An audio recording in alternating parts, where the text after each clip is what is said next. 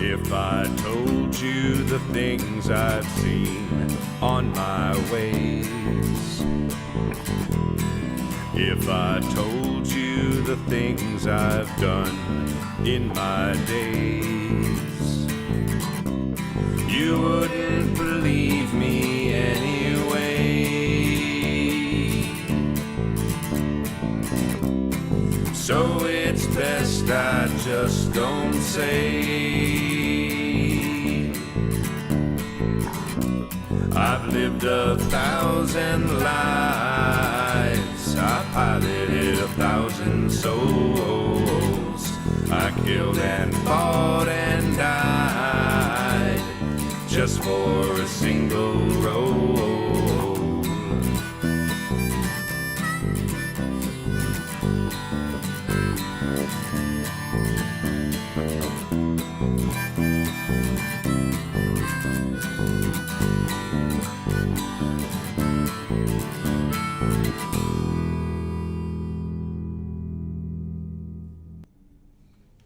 Hey, hello everyone. Thank you for joining us with Pembroke tonight on Happy Jacks. We greatly appreciate you coming to see our little show, and we hope we have a good time for you. This is Pembrooke Investigations, which is a Savage Worlds actual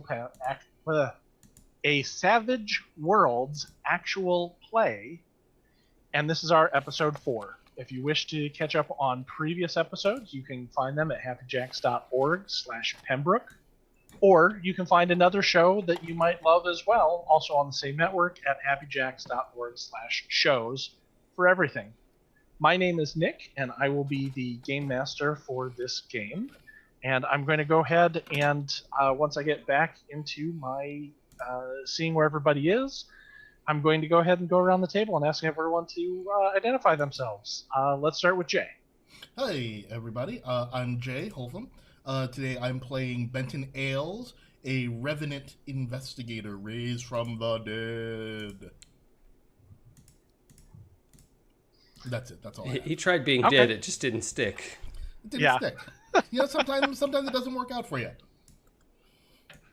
Sorry, I switched over into the live feed, or rather the delayed feed, rather than the Zoom call. So I had a moment where I didn't realize we were done yet. So let's keep on going over and go to Blythe. Oh my goodness. Hello, everybody. I'm Blythe Cullen. I'm going to be playing Analia Torres, the half-demon nerd girl who really likes computery things. Cool. Emily? Hi, I'm Emily Vanderwerf. I am playing Zoe Browning. She's a Fae energy vampire. And Jason. Hi, I'm Jason. I'm playing Silas, the Satyr detective. He is a Satyr who is a detective, not someone who detects Satyrs.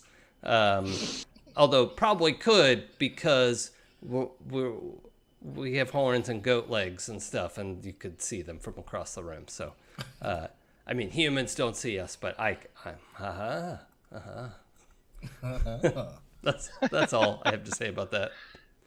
Excellent. If this is the first time you're joining us, Pembroke Investigations is a sort of modern fantasy world that is under construction. And everyone here is part of an organization called Pembroke's, which is charged with keeping track of interactions between the mundane realm and the supernatural, which, although they exist in the same place, don't often have a lot of crossover. So any place where there's boundaries, a liminal space, you have people who are tasked with keeping track of that and making sure that everything goes smoothly. And in this world, those are the Pembroke's people. I would like to go ahead and ask for a recap. I did not get to do my customary listen through at work today, so I will offer a Benny to anyone who will join in a recap of what happened last week.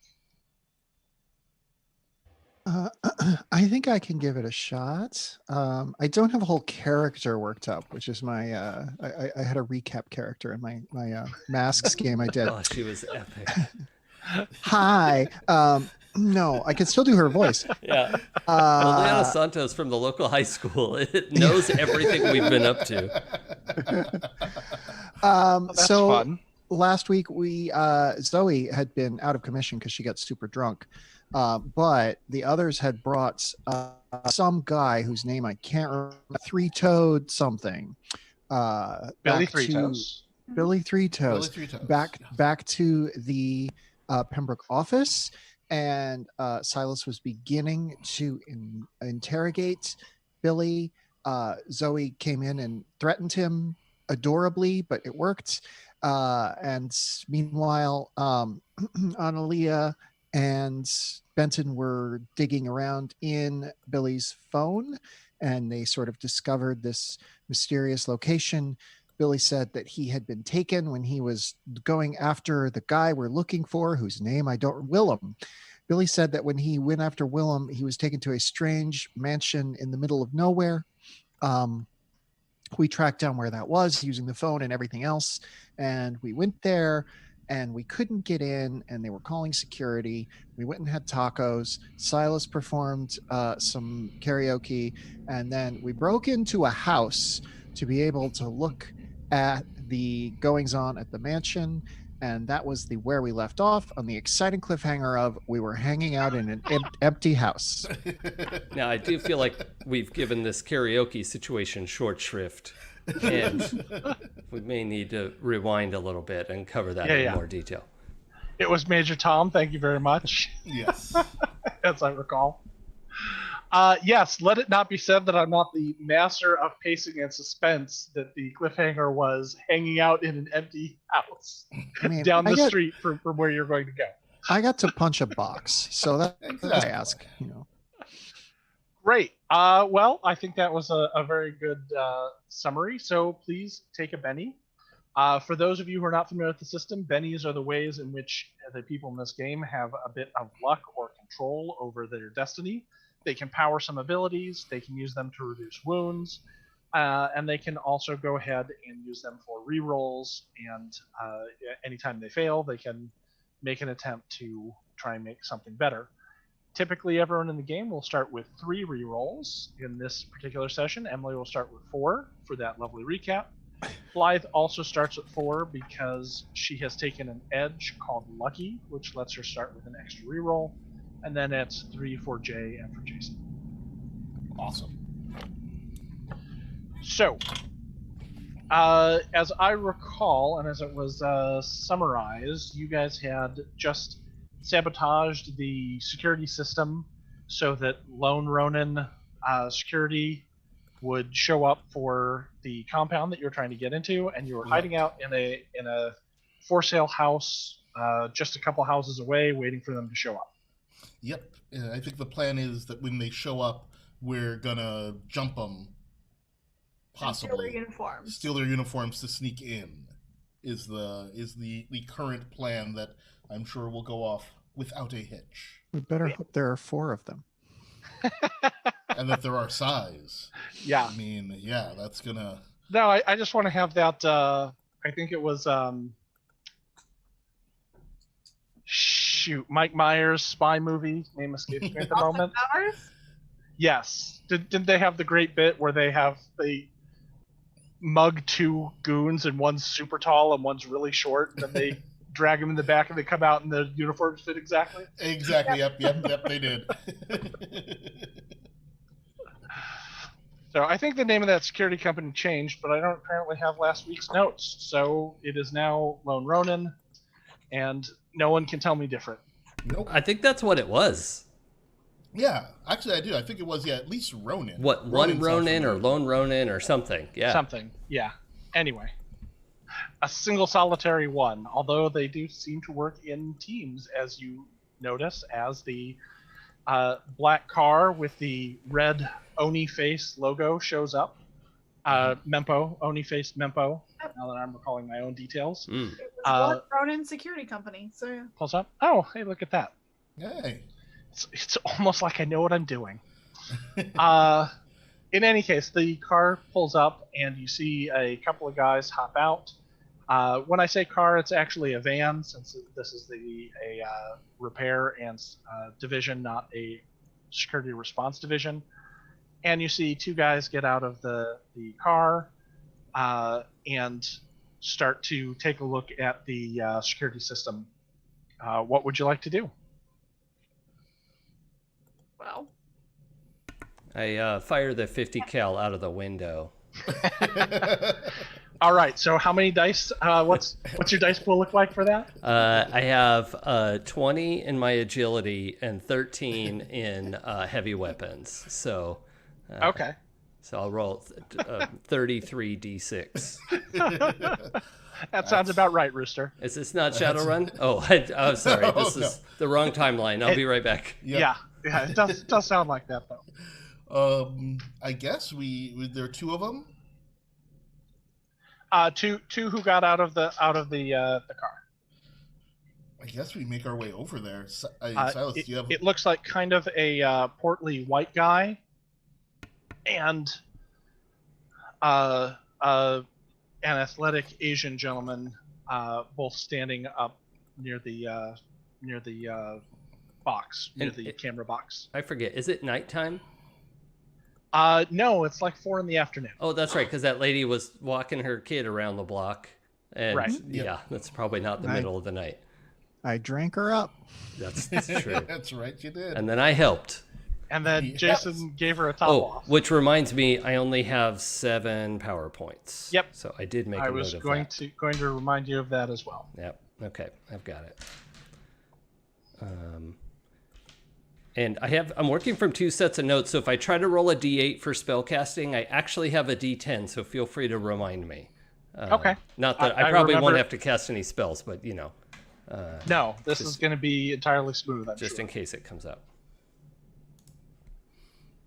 So the portly white dude goes back and pops open the back of the van and grabs like a toolbox and starts to go out, walking back towards the camera and entry box with that in tow. The other gentleman is just kind of standing next to it, arms crossed, and scanning up and down the street. I'm looking at my spells because I can't remember what I can do. Yeah, I don't think there's anything I can do here that would really help us, but other than stealthy stealth.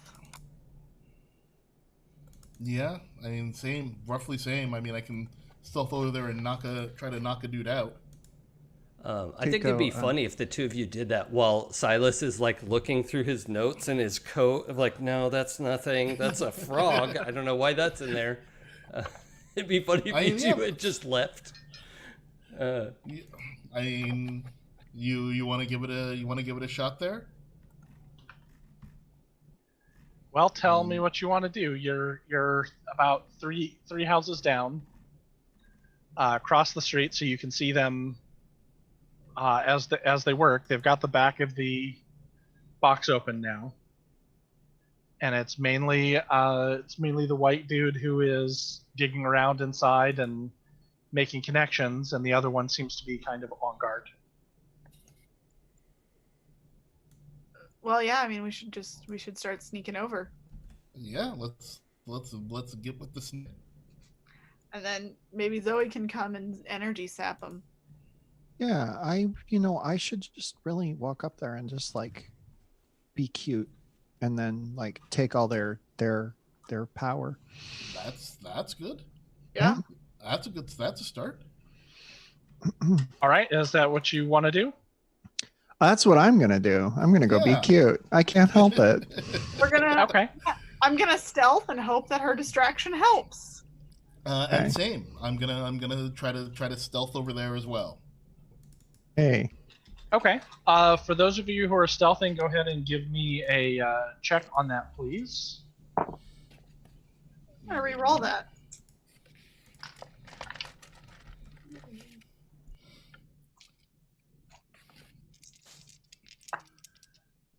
Wait, this is not the wild die game. Okay. That should be the wild die game. Oh, this is the wild die game. Okay. Yes. Sorry, trying to remember which one's the wild die. That's okay.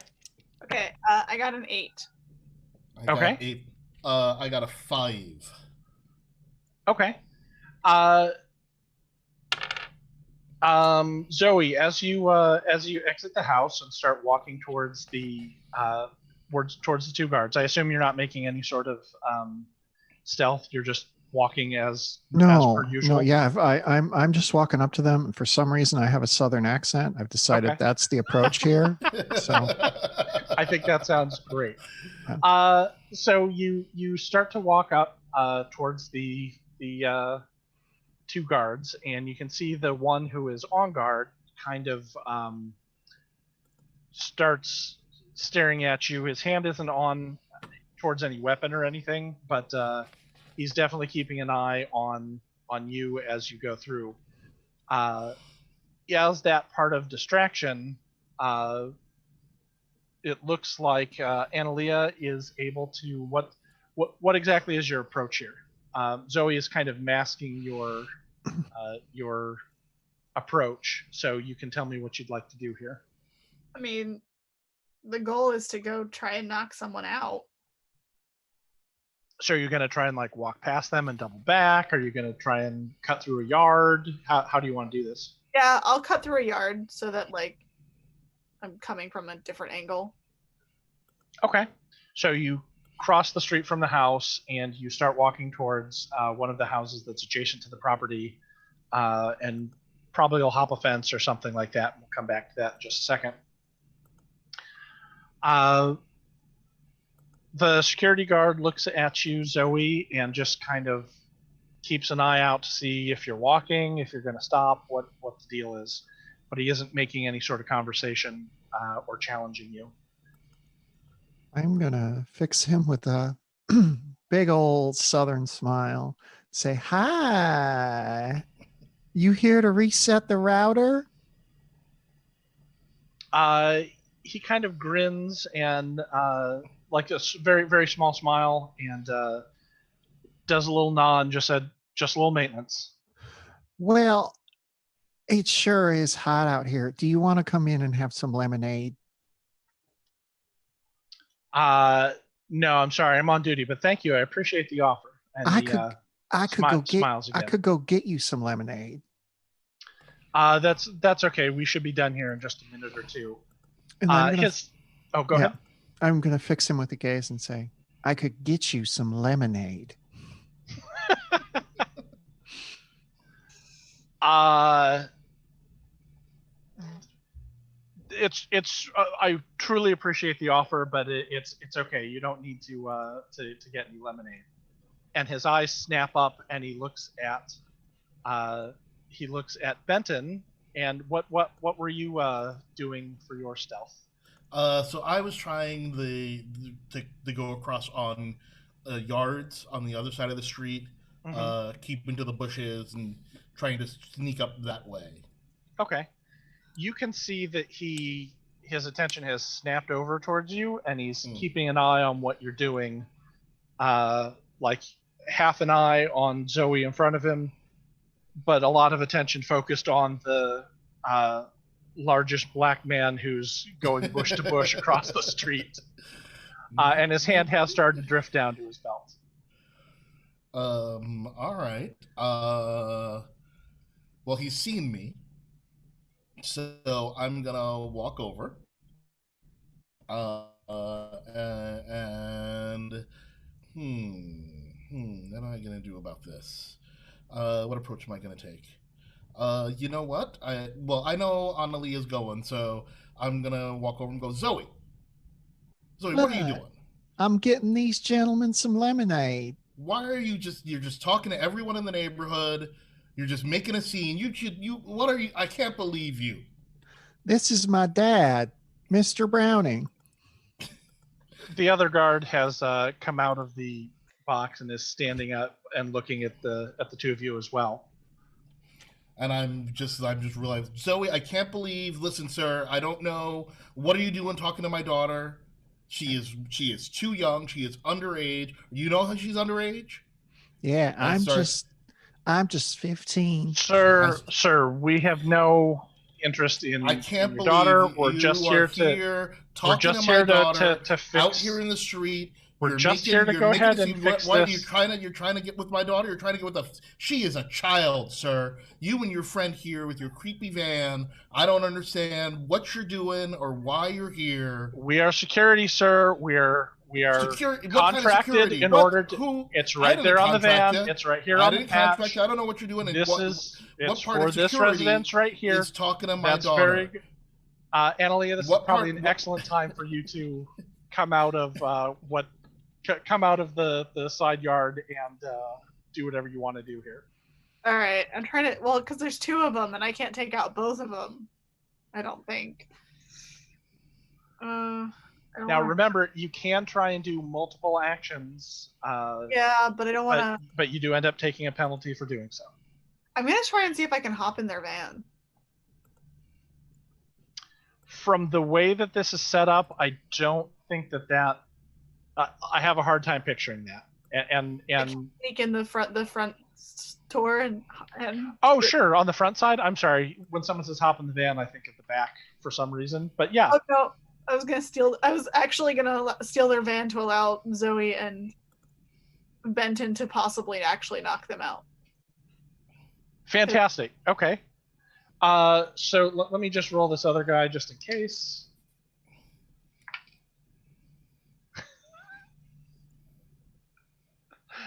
All right. The first guard didn't notice you at all, and you've come back around through the yard. You've snuck around to the front of the van. And as you open the door on the van, yeah, the noise that the ding for your keys are in the ignition starts to go bing, bing, bing, bing, and the other guard snaps up and starts running towards you. Everyone, can I turn it on and drive? Well, everyone, we're going to go to initiative at this point. Oh. So the scene set up, and what I'm going to do is I'm going to link you guys a really crappy paint version of sort of what you're looking at right now, minus the van, which is why I was a few minutes late hopping on, because I was drawing this in paint. So let me find this folder here.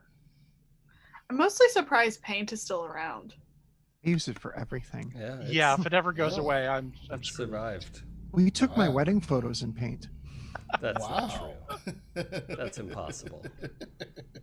Are you all right, Jason? So in the Zoom chat, I went ahead and I dropped in a lovely paint drawing of the front of the compound. All right, but you need to share this on Twitter. Yes, because in 5 minutes. I don't know why we're not sharing it on Twitter right now. Well, feel free. But so you have the gate, you've got the chain link fence that goes all the way around, the big serpentine driveway up to where you can see the bushes and everything that's sort of obscuring most of the rest of your view. And parked right in front of that would be a big van. And then 2 guards who are right next to the unit box here. Mm-hmm. So I'm going to go ahead and start. This is not going to make any sense for anyone watching, but this is what makes sense on my Zoom meeting, so I don't have to keep cutting back and forth. I'm going to start with Jason. Jason, you have the 6 of diamonds. Is that good? Said. Well, this is for initiative, so. Okay. It's not great, but it's not awful. I'll put it here because it's actually visible. 6 of diamonds. Okay. Remember, it's going to count down from the ace. Yeah. Mm-hmm. And then Jay, you have the 6 of spades. Got it. So you guys are third 6 buddies. Emily, you have the 3 of spades. So in character. We really need Analia to get the 6 so that. Yep. Well, Analia has the 3 of hearts, so let's see if I can pull something for a full house here. Ooh. No, I got the 2 of diamonds, so even though everybody did lousy, I did lousier. Okay. All so right. Based on the order of operations, that looks like 6 of spades is up first. Oh, that's me? Yep. All right. So we can hear the dinging of the thing. Can where we are? Can we hear the dinging of the car door? Absolutely. Yeah. Right. You know, like if there was a van that was parked 10 feet from you, you'd be able to hear the ding, ding, ding, and then you can see Analia at the door. Yeah. We hear the dinging of the thing. That's the Les Mis number, right? You hear the deeple ding. Anyway, I punch the guy who I'm talking to. Fantastic. I do the old where I'm having an argument with you, and just cold cock him. Excellent. Then do that. Make me in a fighting roll. Fighting roll. That is a D6 plus my wild die. I'm going to look in this book and just grab some mooks. And 6s explode, right? If it is on a D6, they do. Woohoo! So that is an 11. That is certainly going to beat his parry, which I haven't found yet, but it's certainly higher. Woohoo! So that death-hardened fist lashes out. Yep. Smashes this guard in the face. Pow. Unless you're aiming somewhere else, I'm just going to nope. Just aiming for the jaw. Great. Roll damage. All right. How do I roll damage on this one again? So it's going to be your strength attribute. You do not roll a wild die, but it will still explode. If you have any edge or a weapon that adds additional damage, like maybe the brass knuckles that you slipped on right before you gave him a punch. Absolutely. I'd slipped on the brass knuckles. I was going to say. I slipped on my brass knuckles, so that's strength plus I get to roll the strength plus a D4. I like to imagine that like you started to say, I'm going to get my phone and talk to da-da-da-da-da-da, and then slip the knuckles on and came across. Calling the cops right now on you, you dirtbag. Well, that didn't go super well. That's a 4. Okay. You go ahead and you hit, but since he was riled up, seemed to be expecting it a little bit, he kind of shrugs off your blow. Yeah, son of a bitch. Next is 6 of diamonds. Yep, that's me. I'm not doing anything weird.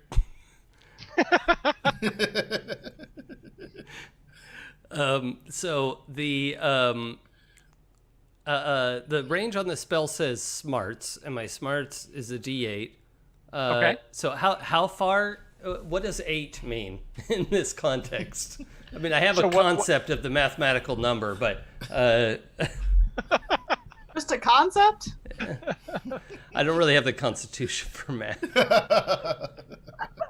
Yeah, that's why you went into computers. Well, I did English lit degree. Oh, okay. Fair enough. As a fellow English lit major, I salute you. So what it refers to is, if we were playing at a table, it would refer to smarts die inches, so 8 inches. Each inch is conceptually 6 feet about.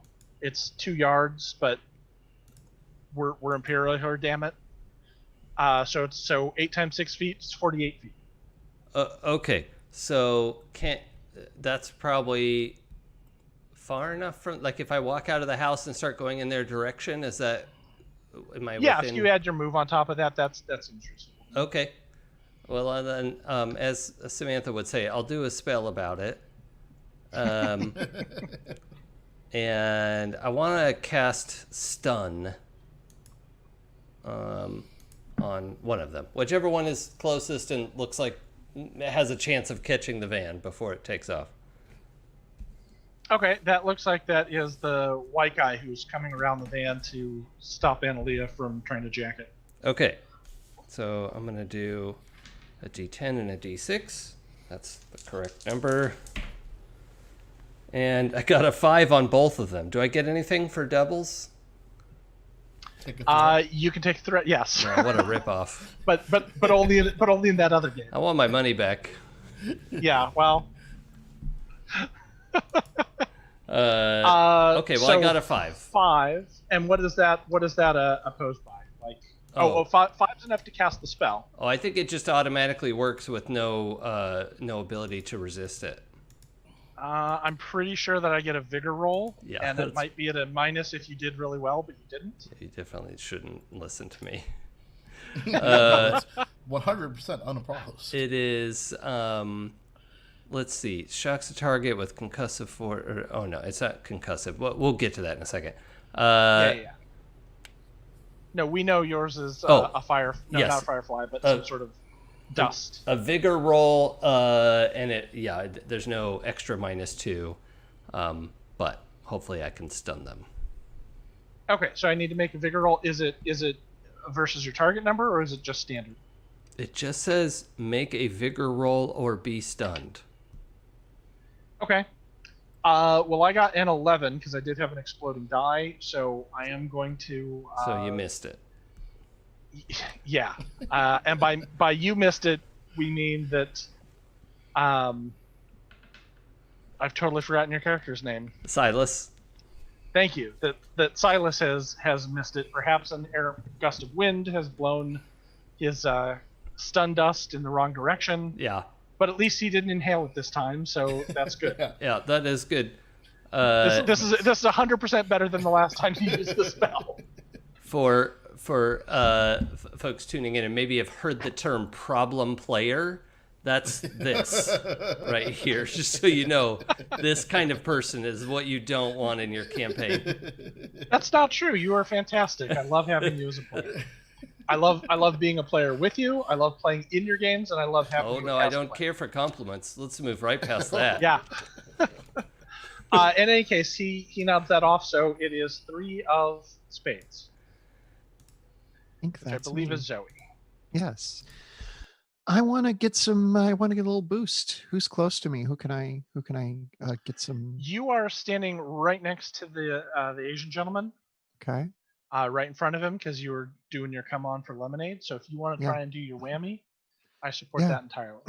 I'm just gonna start talking to him about how my daddy's such a good man, and there's we just don't tried to cold cock him. Yeah, we just he's just a misunderstanding, and I know we don't really look alike, but you got to understand he's adopted, and I'm just like I'm just a sweet little Southern belle who lives here in wherever Pembroke is based. in the town of Covenant. Yeah. Yeah, so I'm just gonna try and talk to him until he's like locked into me and I can grab his juice. Great. Do you have the ability up? I know how it works. Okay. I roll against resist from him. I roll my charisma, which is D8. Actually, let me make sure it's not. It might be D10. I gotta check that. Or my spirit rather. Yeah, no, I think spirit it's spirit's D8, and then I can use that to boost either strength or vigor by 1D or maybe 2D. I don't remember. We'll find out. Contested vigor roll. Ooh. Spirit. I'm on spirit. Yeah. So. Yeah, I'm sorry. Spirit roll. No worries. I'm debating whether I want to spend one of my few bennies in order to re-roll that. No, I'm going to let it stand. Okay. So what's your roll? I got a 5. Okay. That's going to beat the pants off my 1. So but not enough for a raise. Right. Actually, no, not enough for a raise on there. So you're going to go ahead and sorry, just mentally doing a bunch of math that doesn't really matter. So go ahead and take a level in strength. Increase your strength or increase your vigor die. Okay. I'm going to increase my strength die. I'm going to increase my strength die. Okay. By 1. So it'll be a D8 now. And he takes 1 fatigue. Okay. You see the familiar sight of someone kind of being a little bit sapped from that attack. Did you want to do anything else? Now, using that ability was one of your actions. So if you want to do additional attacks, then you can go ahead and do so, but you'll be at a penalty. And actually, we should have applied the penalty to that roll, but since it would be successful anyway, you'd be fine. Yeah, I'm gonna wait this out. Okay. I'm strong as can be. Okay. I have a G8. So he definitely seems like he's a little bit slowed. You can tell that you've kind of taken some of his vitae in order to power yourself up. But nothing else happens from there. Analia, you're up. I'm gonna hop in the car and try to start it. Okay. Well, we've established that the keys are in the ignition, so give me an agility roll, and that's just to make sure that you don't get like caught up on the seatbelt or in a vehicle and all that stuff, since you're trying to do this while some large gentleman is trying to run and chase you down. I'm gonna re-roll. Okay, I got a 5. Okay, that's good enough to hop in the car, start it up, and start and close the door. I'm going to assume, so that you can start to drive off. Yep. Great, that's your action. Okay, the two guards, the one that is right in front of Zoe and Benton, says, I don't know who you are, but he reaches down to his belt and he pulls out a taser. Oh. And he tries to go ahead and shoot Benton. I would prefer that not happen. Well, I am going to actually re-roll, so I'm one Benny down. Not my dad. Because I actually would like that to happen. A 6 is... What's your parry? It is a 45. No, it's a 5. Yeah, that checks out. I checked it. It's fine. Yeah, it is. Okay. Right, because he's the one who lugs the 50 cal around. Exactly. All right, so a six is going to go ahead and connect.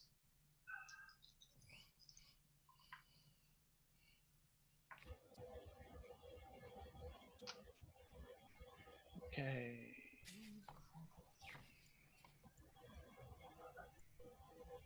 That is going to be 11 damage, but this is fatigue damage. So what's your toughness? My toughness is 6. Okay. So 11 is going to go ahead and cause a fatigue wound. Oh. Well, I'm trying to check all of my various resistances and things to make sure I have to take this. It's not a poison or disease, right? Correct. Dang it. It's electricity coursing through, and I believe that your things that let you ignore wound penalties do not apply to fatigue. This is like your muscles are locking up. Yep. So future actions are going to be at a -1 for the fatigue level. In addition, you are also you have the condition distracted. Oh. Meaning that all of your actions are at -2 for a total of -3. Don't worry, dude. I got you. There's a spell for this, and it can't go wrong. So, 100% success rate. That's promising. Yep. -3. All right. All right. Cool. Yeah. The other guard is going to try and open the door to the van so that they can pull Analia out. I'm driving. How are they able to do that? Well, you're not driving yet. You hopped in the car, you started the engine, you closed the door. You're not actually engaged yet. Lock the door. I'm going to spend another Benny and get the exact same result, so that I'm going to let that stand. He fumbles with the car door, but he pulls out his taser and kind of pounds on the side as well. And that is the end of the round. So let me grab my cards. We're going to start again with Jay with the Jack of Hearts. All right. Then we're going to go to Jason with the Queen of Diamonds. Big cards, no whammies. No whammies. And then I went Emily, right? And then I was third. That's all I remember. Okay. 7 of clubs. Blythe, you are the 7 of spades. And I pull the ace of spades. So my cards are going to go. No. New one. Could we have a new poll, please? Yeah, is there a redo? Man, there's a mechanic for it, right? Can I spend all my bennies on you drawing another card? See, the thing is, I don't think you understand what a spectacularly bad idea that is, so I'm almost tempted to say yes. Oh, okay. But I will say no. That's fine. In this case. Okay, on Ace of Spades, the guard by Analia is going to try and smash the window.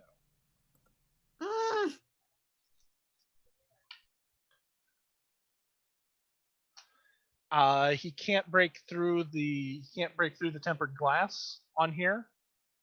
But he does shout at you to get out of the van right now, and then also the other hand reaches back and grabs a radio. The guard that is right in front of you that has you tasered is going to turn around towards Zoe and grab a canister of pepper spray and try and let you have it. How dare. I'm not dropping character for this whole thing. I support that entirely. He gets a 6. What is your parry? What do I roll for parry? Parry should be a static okay. All right. item. It will be figured by 2 plus half of your fighting die. Oh, okay. 2 plus half of my fighting die. All right. 5. Okay. I rolled a 6, so he is going to be able to get that pepper blast off in your face. Oh, that's rude.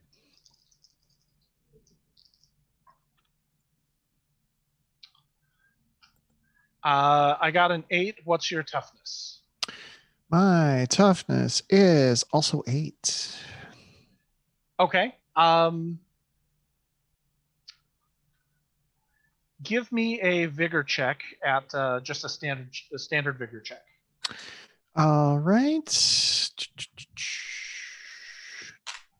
4. 4 is good enough. That is the target that you want. So you can feel it's stinging and burning, and itching, and your chest is seizing up a little bit. But it hasn't affected you. You're not incapacitated. You're not affected right now by the cloud of pepper spray. I got that. I got that human vigor just coursing through my veins. Because of the spray, Benton, I'm going to ask you to make a vigor roll for me as well. However, it's going to be at a +2, so you're only at a -1.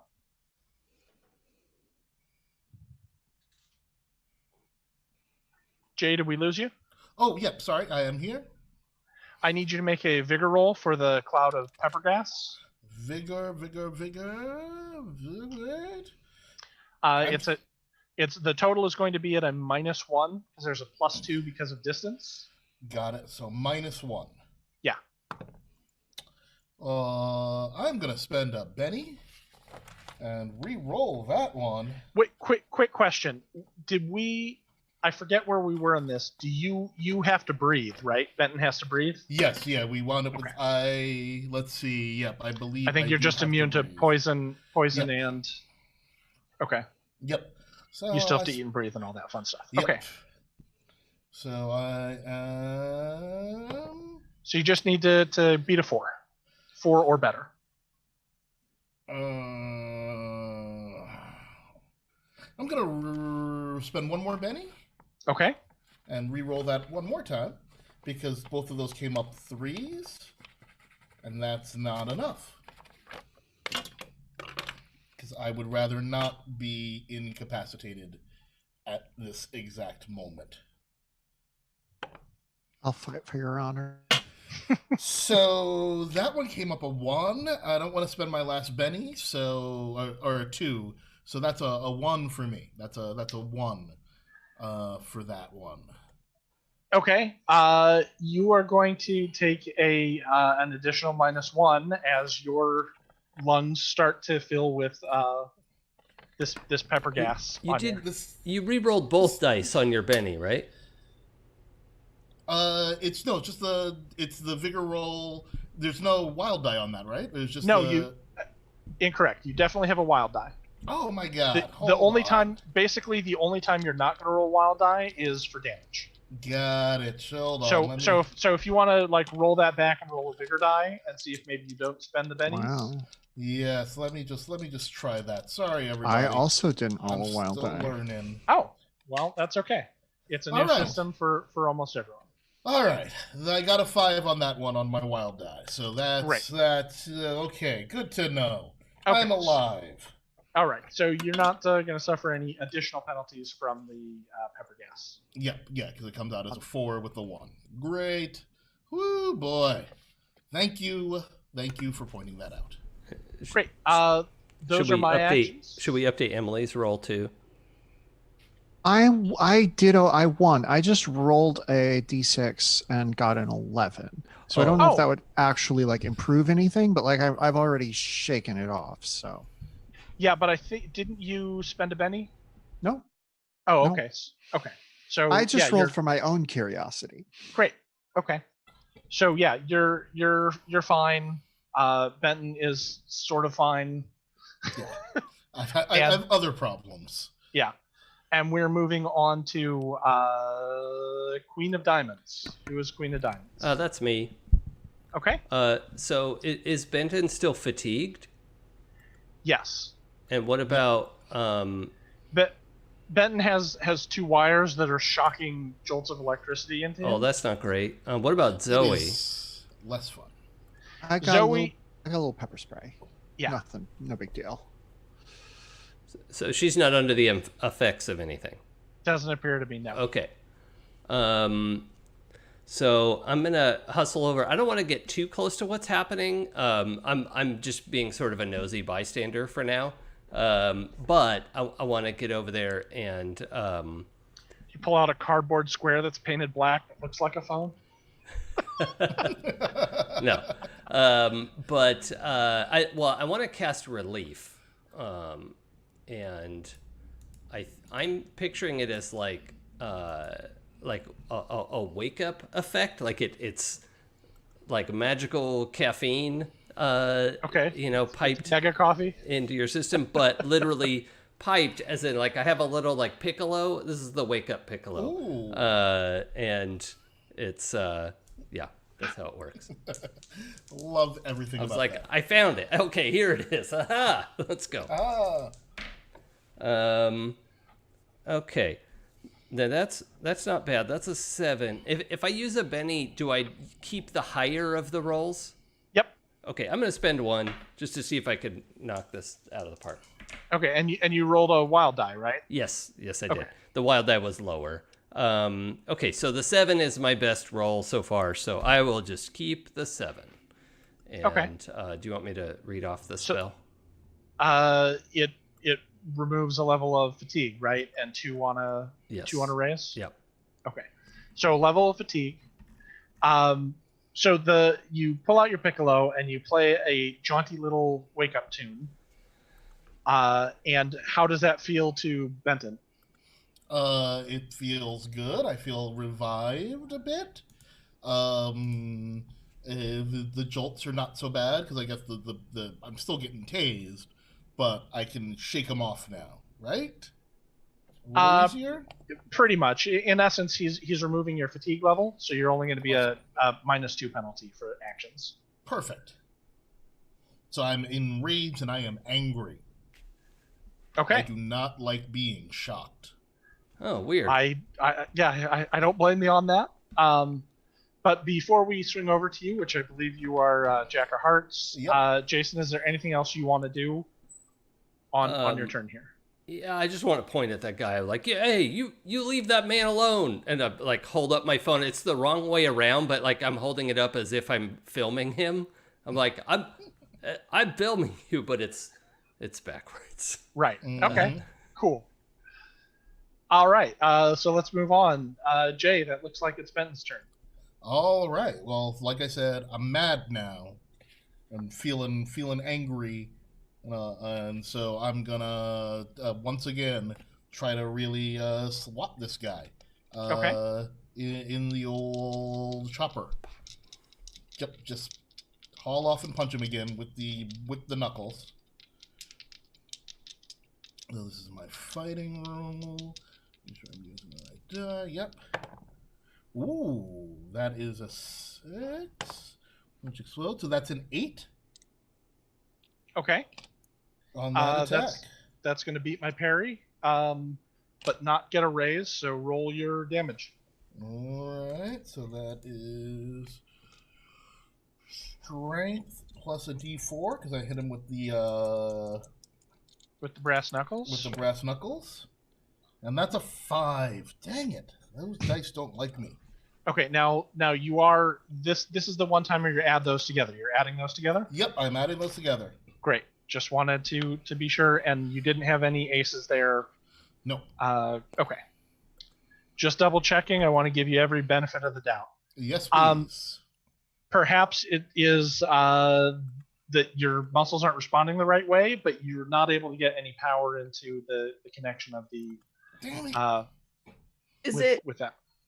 Is it every benefit of the doubt? Yes. No. I can't in good conscience not give you a Benny for that awful pun. So please be my guest. Congratulations. Are you proud of yourself, Blythe? That's yeah. Because that's not how you win friends, Blythe. That's not the way you want to win these things. We move to 7 of spades, which I don't know who That's me. got. Is Okay. this winning?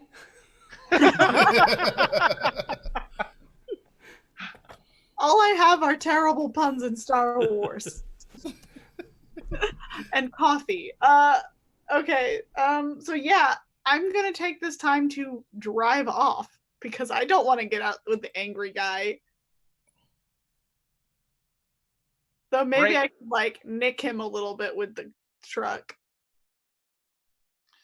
Okay. If you're just going to drive away, I will let you do that. If you want to try and ding him, I'm going to ask for a driving roll because that's not something you normally want to do with a car. You're right. No, I'm just going to drive away. Okay. Then the van takes off down the block and starts cruising away. So you all see Analia steal the van and drive off. And that guard is super pissed. And he runs after it for about 3 steps, but realizes he's not going to be able to do anything while that's going on. So my plan is to drive far enough away that they won't follow me and then search their van. Okay, fantastic. That leaves us with Zoe. Wow. I have a nice strength boost, so I'm just going to blindly flail at whoever is near me.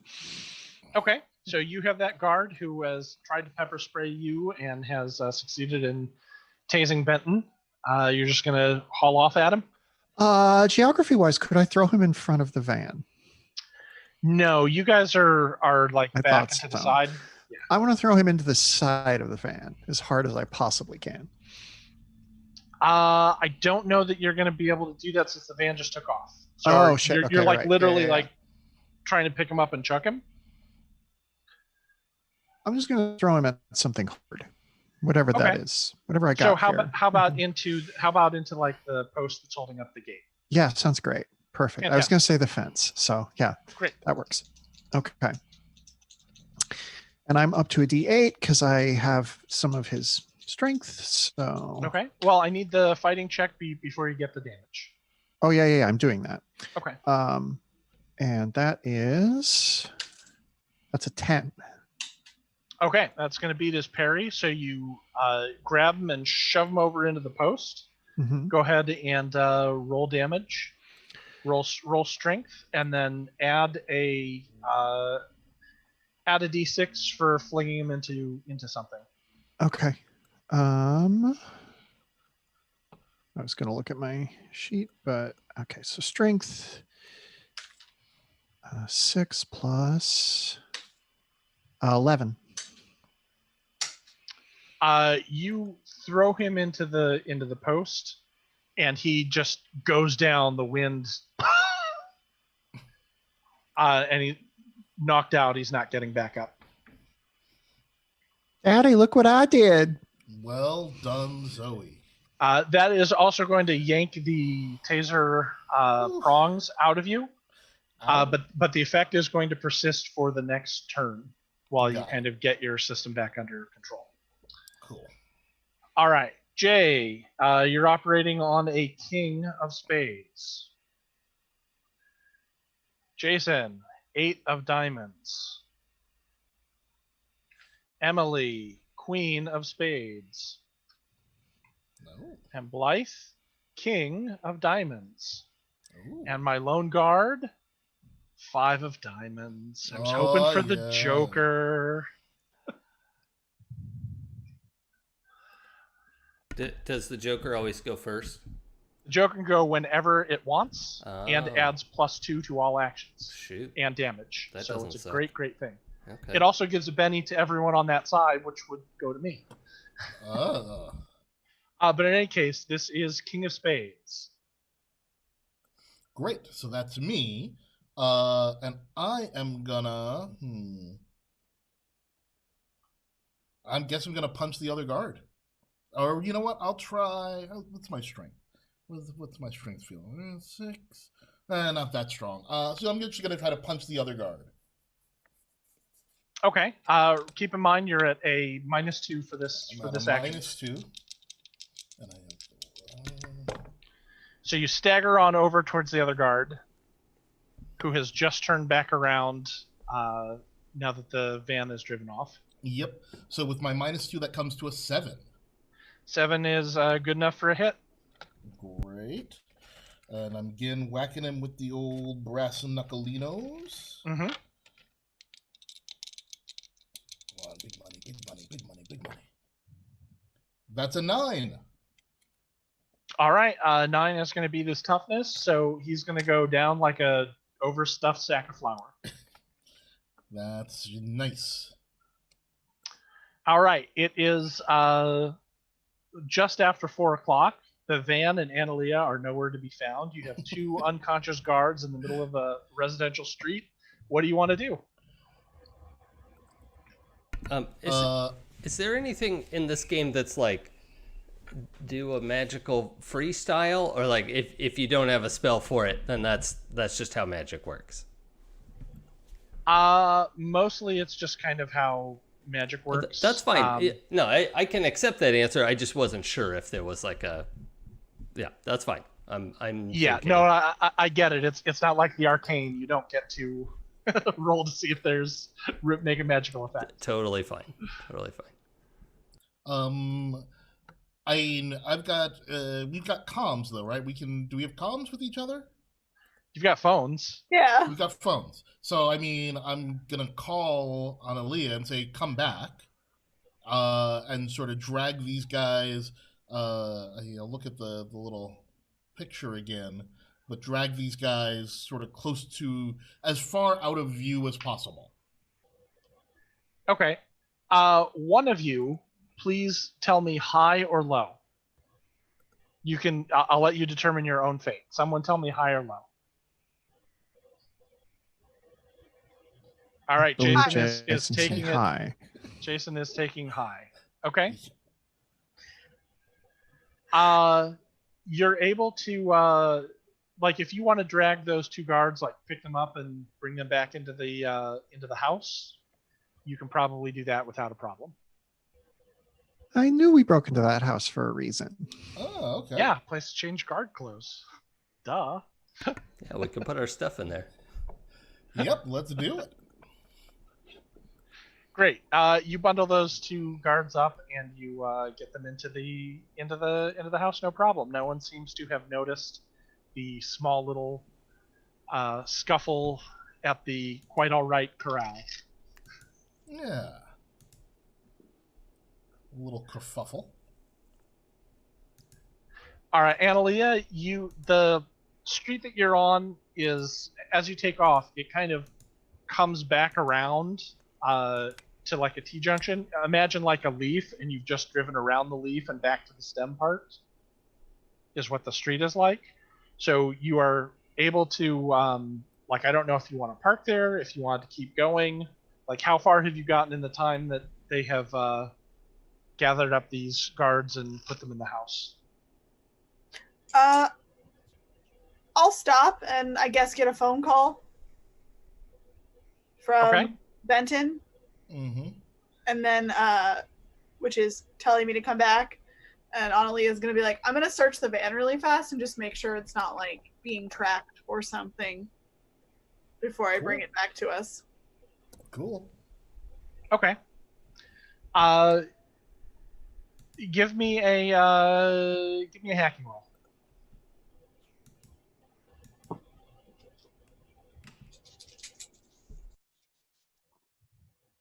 Ooh, hello. 15.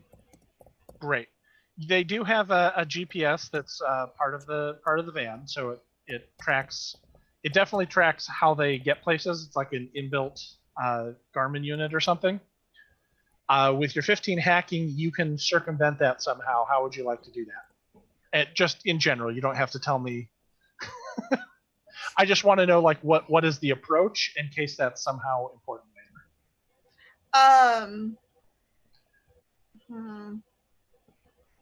So maybe I'm gonna send it a signal saying that it's en route back. Okay. To the place. So you get into the guts of the GPS and tell the main system and the van that it is driving back towards home base. Yep. Great. And it's not. Love that idea. Yep. Okay. What else did you want to search the van for? Just the tracking or anything else? I want to search the back of the van. Okay. It's filled with like, there's some boxes of things to install, like, regular product off the shelves. There's a selection of conduit and wire. There's some various tools, just common parts that you'd use to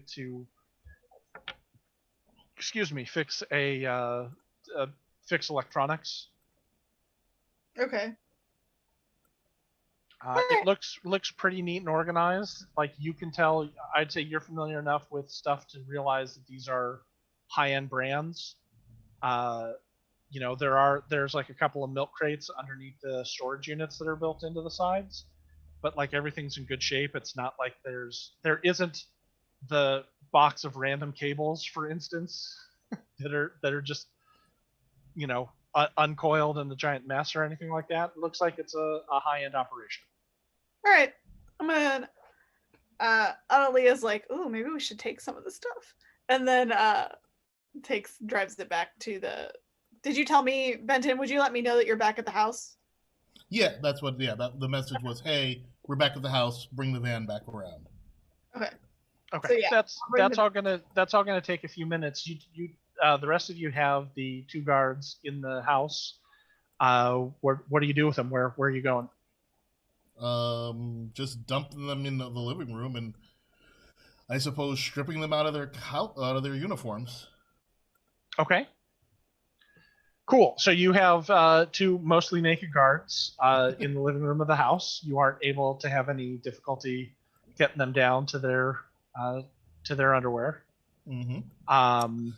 And Analia pulls back up and walks into the house, and here you all are. What's the plan? Do any of us fit the uniforms? Um, Well, my knees go the wrong way, so no. I would say that the top of one of the uniforms would fit Silas pretty well. Obviously, he's got a problem with the pants. The other guard was fairly rotund, so it would technically fit on anyone, but it's going to be hanging off and pretty blousy. Mm-hmm. Good thing my edge is costume design. Yeah, exactly. You might be able to do some. You might be able to make it work through the clever use of safety pins, or if there's a sewing kit in Silas's pocket somewhere. Now, see, you said I couldn't do just random shit. Well, I've let you have this coat with all sorts of weird stuff in it, so I would be willing to give that a. Well, it's just my spell component so far. Yeah. Well, if you had a good reason to explain to me why he had a sewing kit, I'd be inclined to believe it. Actually, do you have like? I'm on your side. I'm on all your sides. Do you have like a starburst in there? I'm getting kind of peckish. I'm sure he has candy in his pockets. Yeah, for sure.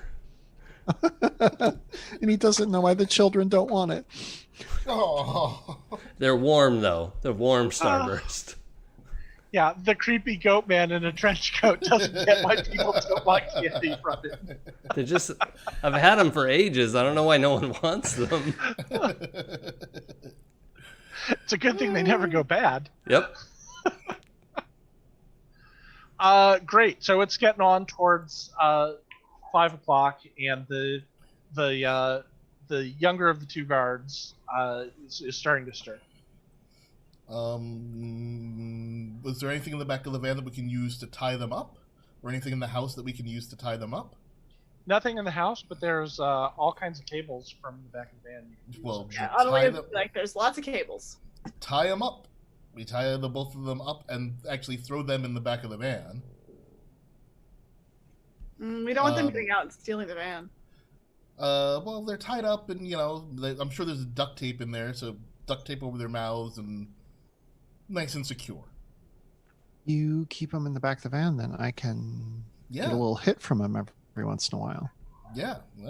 I think, if I think who should go up to the old. Well, if the large uniform, is it large enough for Silas to fit his goat legs in? I'm so small. Sure, you guys can kind of mix and match if you want, and put the tunic that fits on him on his top half, and then put big pants on the bottom half. What about this idea, Benton? Nothing could possibly go wrong with this plan. Benton, if you put on the bigger outfit and we cinch it up a little bit, and one of you two put on the other outfit, I could go with the two of you as your supervisor, and we've come to apologize to the householder. Yeah. Because I like that plan. I may be able to smooth things over given the opportunity to speak to them in person. Yeah, I think we can do that, and maybe we'll try to drive the van up there as part of the cover. Okay, so who's dressing as what now? I got lost. So I'm putting on the big uniform and cinching it up so that it's seemingly good. Zoe? Oh, yeah. Do you want to put on the other one? Analia's going to wind up with high waters. That's true. I will gladly put on the other uniform. I look good in everything. Who's staying with the people and making sure they don't wake up? You know what? I was wrong before. Let's move the people back into the house and lock them in a room somewhere. That's bad. Yeah, like that. What might you? I know, but it'll be better for them to be there.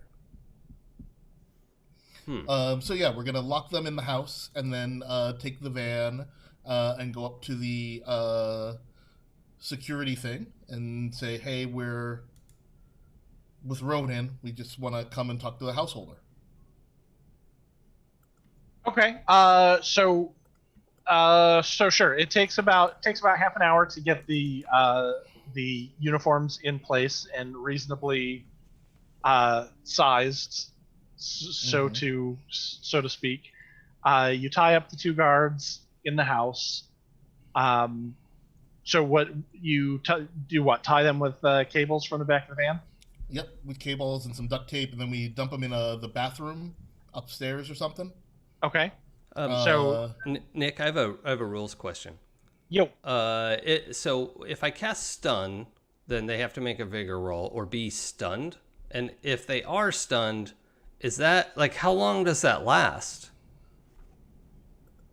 If they take the stunned condition, because as the duration is instant, which I guess that like the spell is cast instantly, but it doesn't say what being stunned means.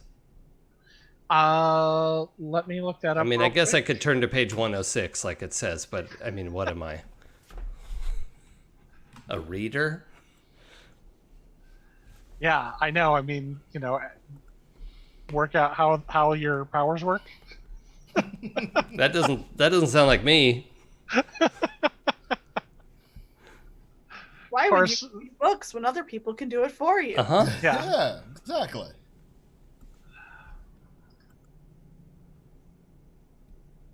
I'm going to say that that's going to take some time for them to knock it off, especially if you hit them while they are both unconscious. Okay. Stun C106. I should probably just put in the page number that we just talked about rather than trying to scan the document for the word stun, which appears a surprising number of times. Yeah, it's page 106 in the copy that I have here. Yeah.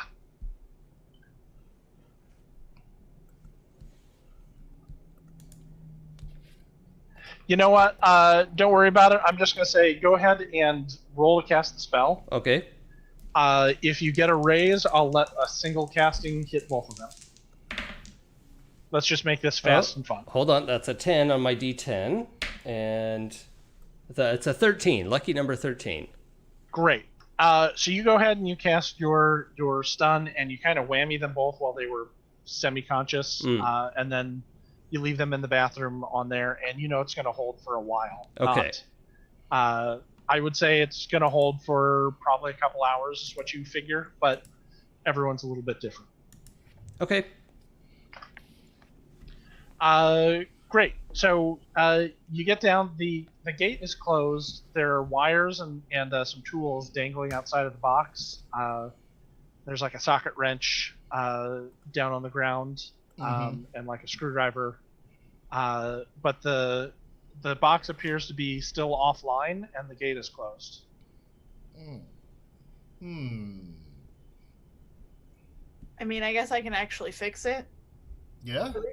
At least the box part, not the camera part. Okay. Yep, that sounds good. I can supervise. Okay. Give me that electronics check. Okay. Let me double check that. Yeah, D6. Okay. Jay, give me high or low. Low. Okay.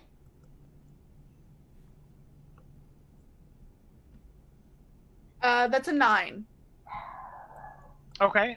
You're able to put the security box back together without activating the camera, but you can go ahead and you can find what the little trigger is that'll open up the gate. Open it up. Okay. Who's driving the truck? Probably Benton. Well, I mean, I guess, yeah. if I'm the supervisor, it should probably be me. It should not be you. Look, it's just the driveway. What harm is it? Nope. Yep, no, lots of harm. I'll drive us up there. You're the supervisor as soon as we get out of the van. I think you have to commit to the bit, Benton, or it's not going to work. We're fully committed. This is fine. You're a supervisor. You don't need to sully your hands with driving. The supervisor never drives. Yeah.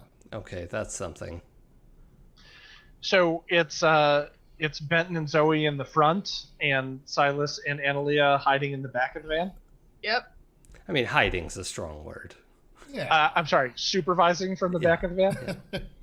Analia is hiding. Hey, Benton. Yeah. What accent do you think this character should have? Oh, what accent are you feeling right now? What's the vibe? How It's about a very fancy house? How about French? Yeah, I like it. All right, let's go Okay. with French. Oh, ho, ho. Oh, oui, oui. All right, you pull up the serpentine driveway, and as you get to the top, you can see that there are. It sort of expands out into a big driveway, into like almost like a parking lot. Oh, And wow. in fact, you see a whole bunch of cars. There's about a dozen, 10 cars that are parked there along the sides of kind of varying quality. Then there's a couple of nicer cars that are parked right next to the house. There's like a garage, and then there's a garage on the left, and then to the right there is like a covered patio with some pillars, and the whole thing is like a very large ranch style house. You're not sure It's what all one else floor? is there. It's all one floor. Oh. But like a big thing. And in fact, I have another.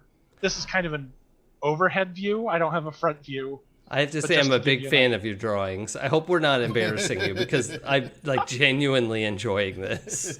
Well, I think it's that's adorable. that's exactly what they're here for. Okay. And frankly, I deserve to be embarrassed about No, it. 'cause no, they're that is, awful. I'm like really not trying. Like, No. I'm Wonderful. If I was worried about it, I would say no. Do not put them out for. Right. This one is a little rushed, so it didn't. So it's not quite as good. You didn't have time to make it to scale. Yeah, and you can see. So there's going to be kind of like a dotted hedge all the way around it, which are those trees and that hedge.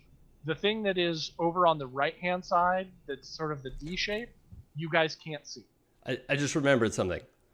As we're going up the driveway,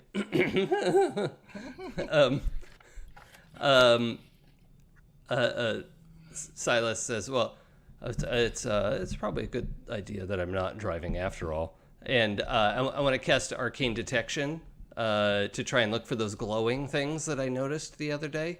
Okay. And also just to have it on while we're on the approach here. All right. Cast the spell and do well, because I'm going to be opposing it. Oh, I don't know if I should spend a penny. Okay, hold on. I got a 6 on my wild die and a... Okay. So I have a 1 and a 7. I'm going to spend a penny. Okay. Did the image come through? Or should I send it again? Oh, yeah, I'm copying it now. Okay. Thank you, Blythe. I'm doing this so the audience can see. Oh, fantastic. Yeah, that's perfect. You know what I'm impressed by? This is real. Every map I draw for every game I've ever run either looks like a dick or a uterus. Those are the two maps that I draw, and I don't know why. And that doesn't look like either one of those things. So I'm truly impressed. Also, I rolled a 17 on Detect Magic. So wow. Oh, a 17. Okay. Where was that on my stun roll earlier? I was feeling pretty hot with my 9, but I guess you are going to be able to catch kind of glimpses. So as you drive up the driveway, you see a couple of sort of like in between the trees, you see like a little flash of the green light that you saw before, the green aura.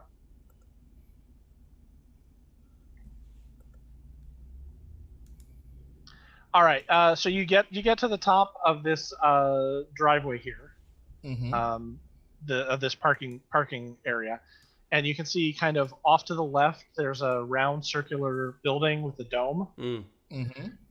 You're inside kind of the guardian tree line.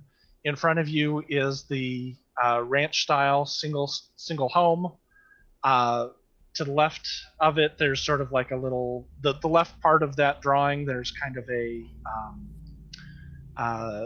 the garage I talked about. And then right where it kind of intersects with the driveway, there's the entranceway. and there's a bunch of cars that are parked in various parts in the driveway. Cool. Well, the three of us get out of the van. Yep. Let's Tell just Analia to hang out. we'll approach with confidence. The three of you. So Analia's gonna hide back, but the three of you are getting out. Yeah, because she doesn't have a uniform or anything. So. Yeah, we got the unis. Well, I thought you didn't have a uniform either. Did I miss the Silas? Like, I know that Benton does, and I know that Zoe does. No, I don't need one. I'm a supervisor. Right. Okay. So yeah, we'll walk on up to the door and ring the doorbell. Okay. You ring the doorbell, and also, is there anything magical like in the parking lot or as we're approaching the door, like, hellhounds drooling over the door or anything like that? No, but you do get a good look at some of the green aura, and it seems to be emanating from a bunch of animal topiary. So there's in this front yard, sort of underneath where the round building is, there's like two topiary that are cut in the shapes of animals.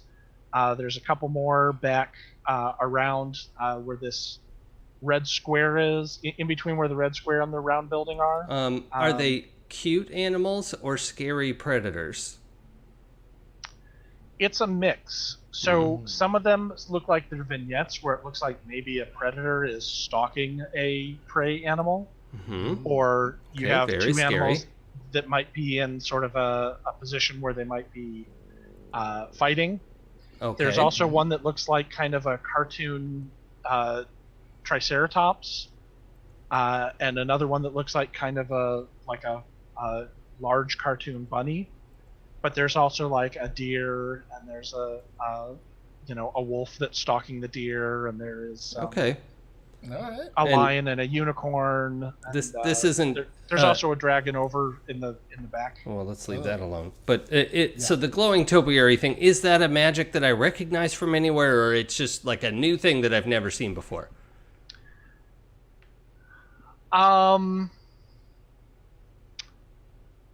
It definitely has sort of a Fae permutation, but not something that you're familiar with.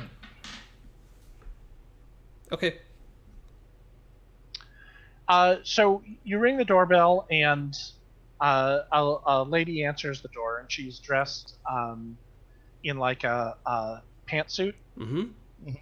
Her hair is like blonde going to gray. She's a white lady. She's wearing pearls.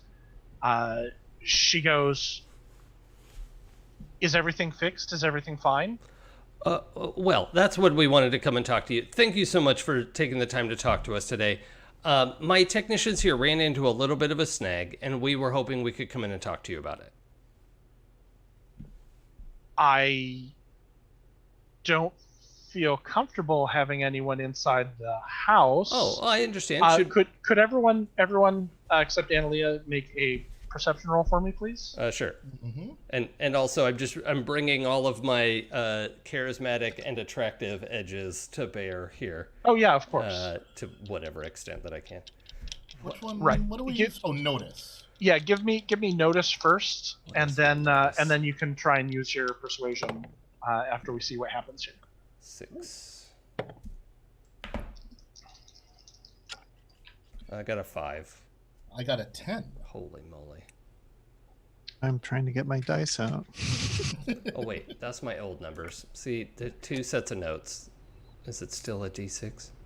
Yeah, we'll have to get that taken care of. I had a 7.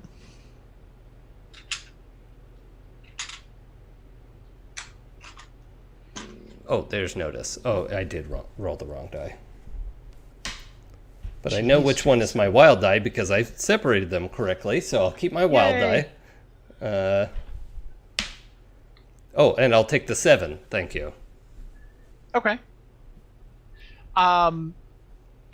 She is not inclined to let you in the house. You're getting the vibe of like, I don't let the help I don't let the help into the living space on there. So I would say if you can figure out a way to circumvent that somehow, you might be able to talk your way inside of the home. Okay, so out of character real quick, because this is stretched over a couple episodes. We're here because we think what's-his-face went missing here. Like, he was bundled away and brought here. The information that you have from Billy Three Toes is that Willem, while walking home, was approached by a couple of guys. Right. They kind of hustled him off into a van. He hopped on top of the van and sort of clung to it to see what was going on. And when it got to this place, he took off and left. So he doesn't know, or at least he didn't tell you what happened after that point. Sure. Yeah. But we believe Willem was brought here. Correct. Okay. So I want to sort of not really take a step forward, but just sort of bring my presence to the foreground here and say, look, I completely understand. You don't want to have just anyone walking around your house. I'm the same way. I know exactly how you feel. How about if just you and I have a chat? We could sit down, talk about what went wrong with the fence. The company wants to make everything right.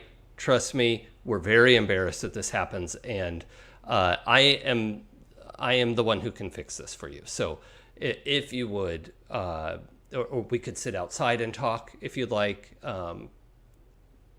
whatever makes you most comfortable.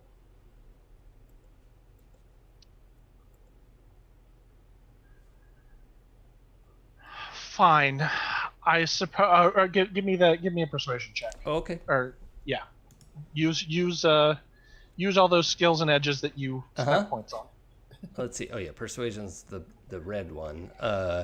Okay, and I have a +1 and a reroll to these. So excellent. Nice. I did really well, so you're gonna. Hopefully you won't need them, but you got them if you that's not good. So we do the reroll. Okay. That's only a 6. I'm gonna spend my last Benny. Okay. Because if you rolled really well, I need better than a 6.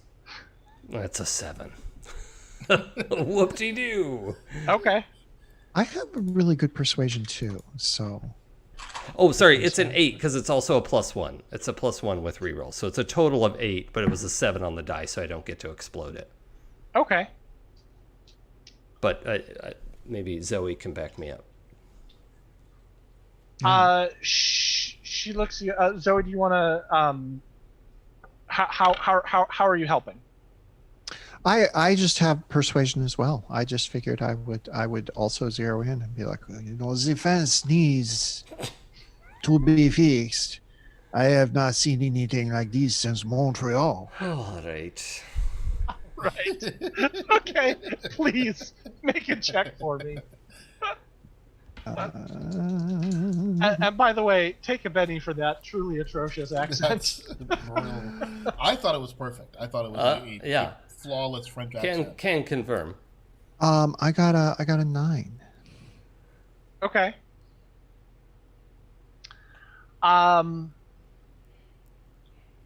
She looks Silas up and down and says, "Fine, but your crew has to stay out here." And she holds the door open for you.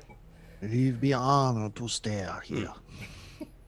And so I turn and give them the stare that says, "Hurry up and look around while I have her busy." You know, that sort of like eyebrow waggle and the.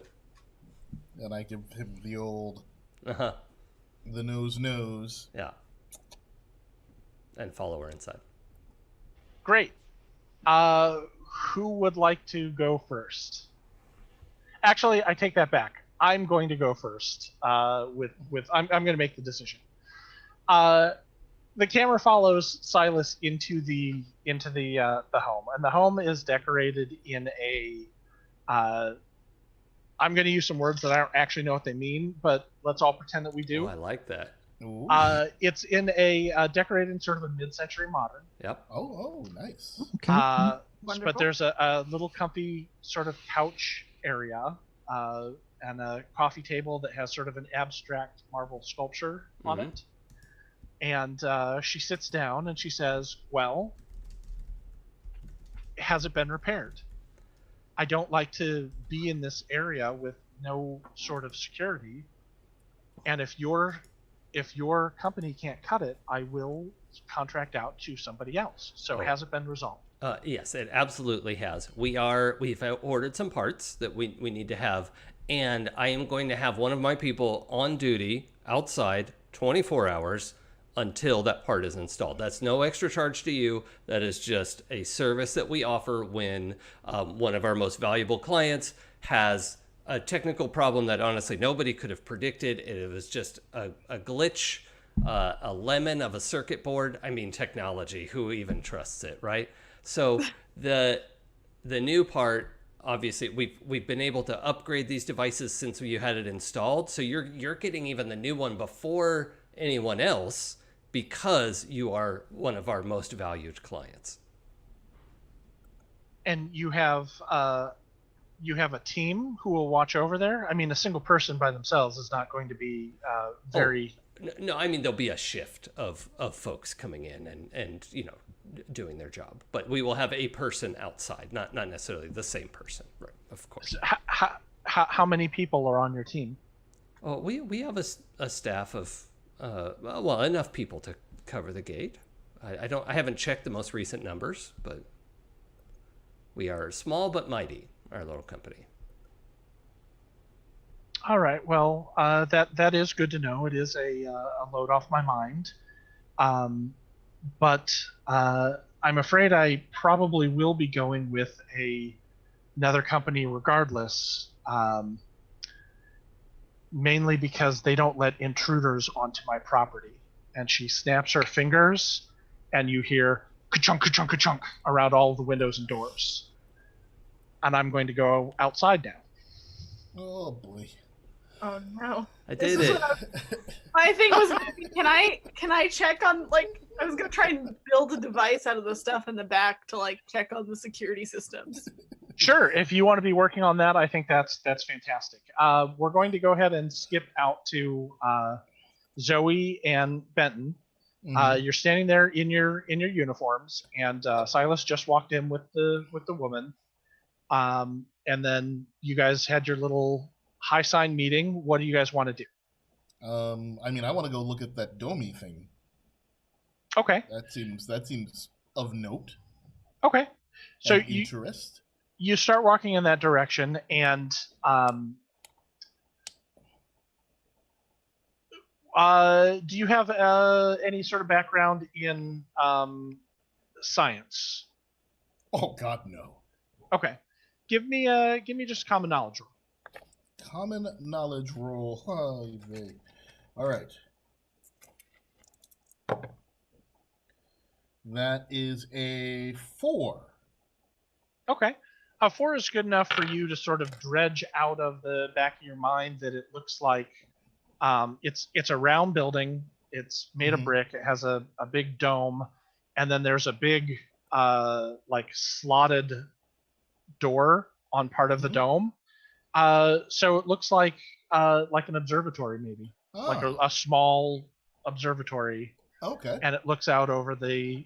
It's pointed in the direction where it kind of currently looks like it's looking out over the valley, over the suburbs of this area of the city. Okay. Is there a door? Yeah, there's a door it's actually like on the facing side, so you'd like walk through the parking lot towards the door. Okay. On there, it's closed. But the building looks like it's made out of brick. The top looks like it's some kind of metal. The door looks like it's like a standard exterior door of some sort.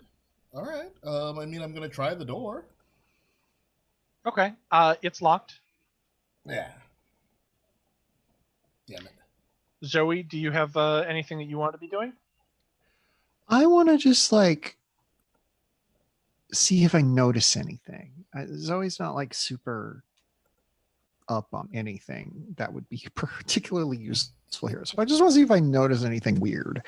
Okay. So are you like back standing at the van? Are you on the porch? Are you watching Benton? I'm gonna peek through the windows as I can. If they're still open, I'm not quite sure on the timeline here. The windows of the house? Yeah. It's about 5 o'clock in the afternoon. So there's okay, cool. plenty of light. Okay, cool. Great. I'm just gonna poke around, see if I notice anything outside, peek in the windows, things like that. So great.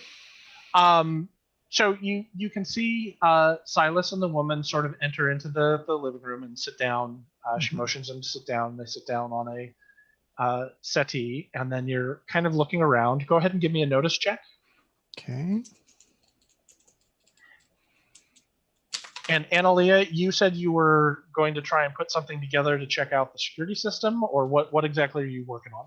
Yeah, I'm basically like, oh, there's a bunch of security equipment back here. Maybe I can, because I know I broke the box, but I didn't break the rest of the security.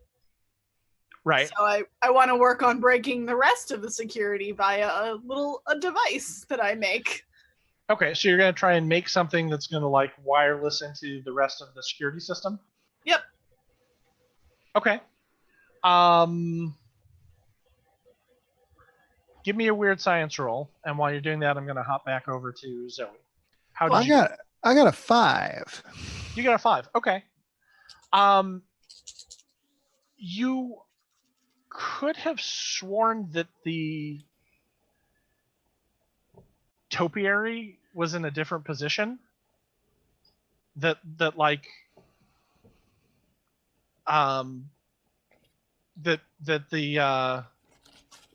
the wolf looks closer to the deer than it had when you first, but nothing's moving, nothing's out of the ordinary.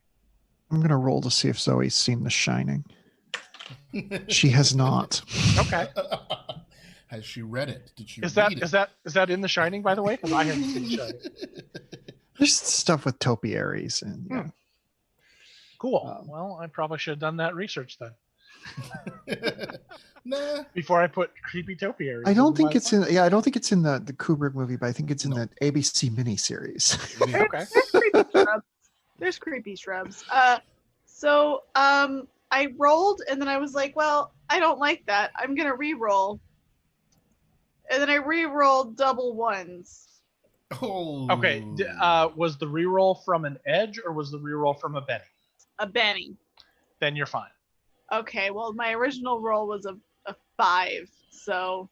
Okay. So you can put something together. There's enough pieces here that you can probably figure out some way to cobble them together, but it's going to take a little bit of time. So you're kind of nose deep in that project. Yeah. So you aren't able to just throw everything together, but you could make something that's just going to take a while. Yeah. She's making something because right now Analia is in the back of a van. Stuffed with tech. Sounds like great. And no one knows that you're there. Yep. She doesn't know anyone else is in trouble. Right. Well, no one's in trouble. What are you talking about? Speaking of, Benton and Zoe, go ahead and give me another notice roll. Oh boy. I'm not liking the way this is shaping up. That's my notice.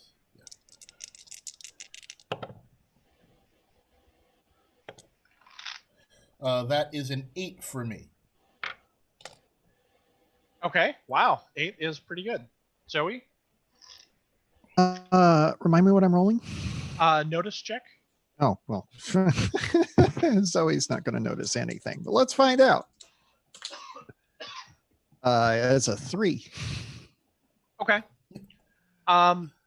Everything seems fine. Like it's a warm summer day, right. And it's great. You know, this is a nice place. It's got good grounds. You know, the grounds are well kept, and yeah, good chance to work on my French. The house is well taken care of. You know, there's a bunch of different cars that seem like some of them seem a little out of place, like they're a little junky, but you know, you don't know. Benton, you got an 8. I would live here. Yeah. No, it looks like it's a nice place. You've got a great view over the rest of the valley. And then the tall trees keep anything from being able to look in. Yeah, it's definitely a really nice kind of place. Benton, you said you got an 8? I got an 8. As you're turning back from trying the door of the observatory, you feel like a pressure in your ears, like the atmosphere just changed, like your ears pop. And then the lion and the unicorn topiary that are just off to the side, both their heads swivel and start moving towards you. Not cool. Let's start with some initiative. That's not cool. These guys are not cool. So, Benton, you're going to start with the King of Clubs. King of Clubs. Cool. Zoe, you're going to be the 3 of Clubs. And that makes sense. I'm just like checking. I'm like looking on Zillow to see how much this property is selling for. Right. Analia, I'm going to deal you in, but you're nose deep in your project right now. That's fair. But I just want to sort of have you in the lineup just in case. That's 7 of Hearts. And I'm going to draw Queen of Spades. Ah. That's a lot. Queen of Spades is real. That's 2 good cards.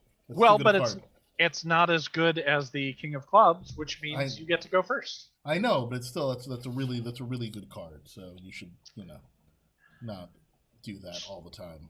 Okay, well, fair enough. I'll take that under advisement. Right. I'll put those in my GM notes. Just for notes, just for later. Okay. There are 2 topiary animals who are charging at you directly, and you can see that a couple others have animated and turned and are going to be coming towards you as well.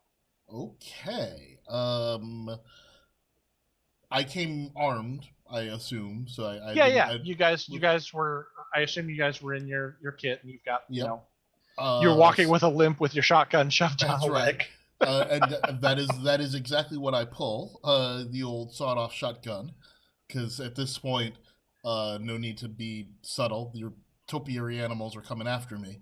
Might as well make with the banging noise. And so I'm gonna try to shoot the nearest one in the topiary head. Great. It's the deer. So there is sort of a topiary deer. A topiary stag is charging at you, head down, antlers coming right for you. And you're going to try and shoot it. And is the head for flavor, or is the head mechanically you're making a called shot? It's for flavor. I'm trying to shoot. And fantastic. Okay. So this is a ranged shooting roll. It hasn't yet closed the distance. So your target number is a 4. Give me that roll.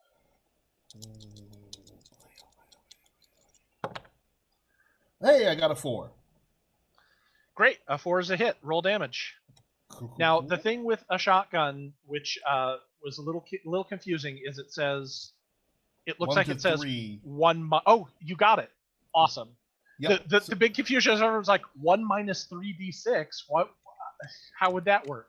Yeah. But it's based off of range. So the closer it is, the more dice you're getting. We're going to call this a 2d6 range. 2d6 range. Cool. Rolling 2d6 now, and that's 10. Excellent. 10 is going to beat the toughness and get a raise.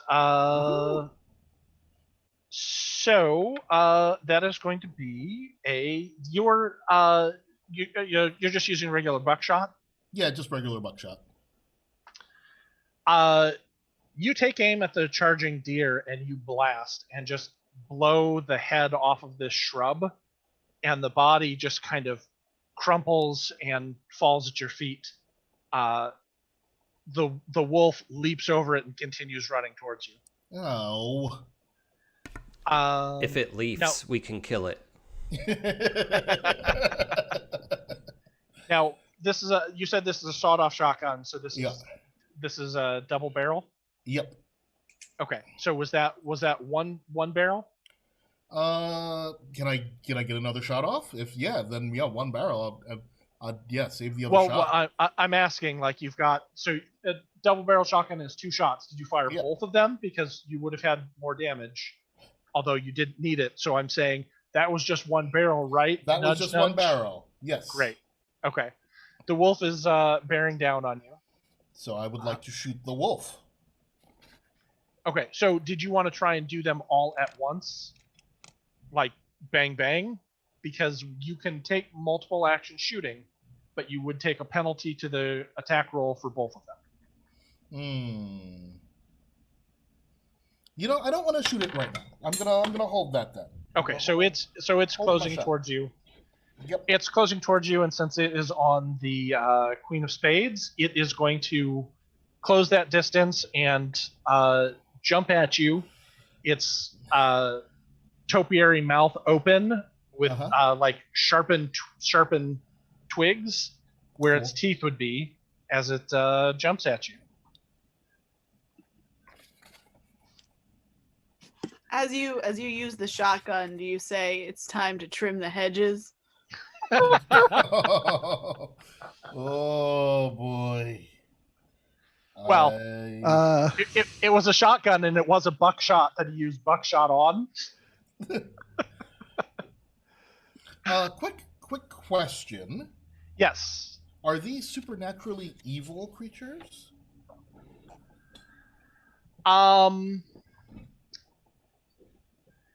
That is a good question, and I'm going to say no.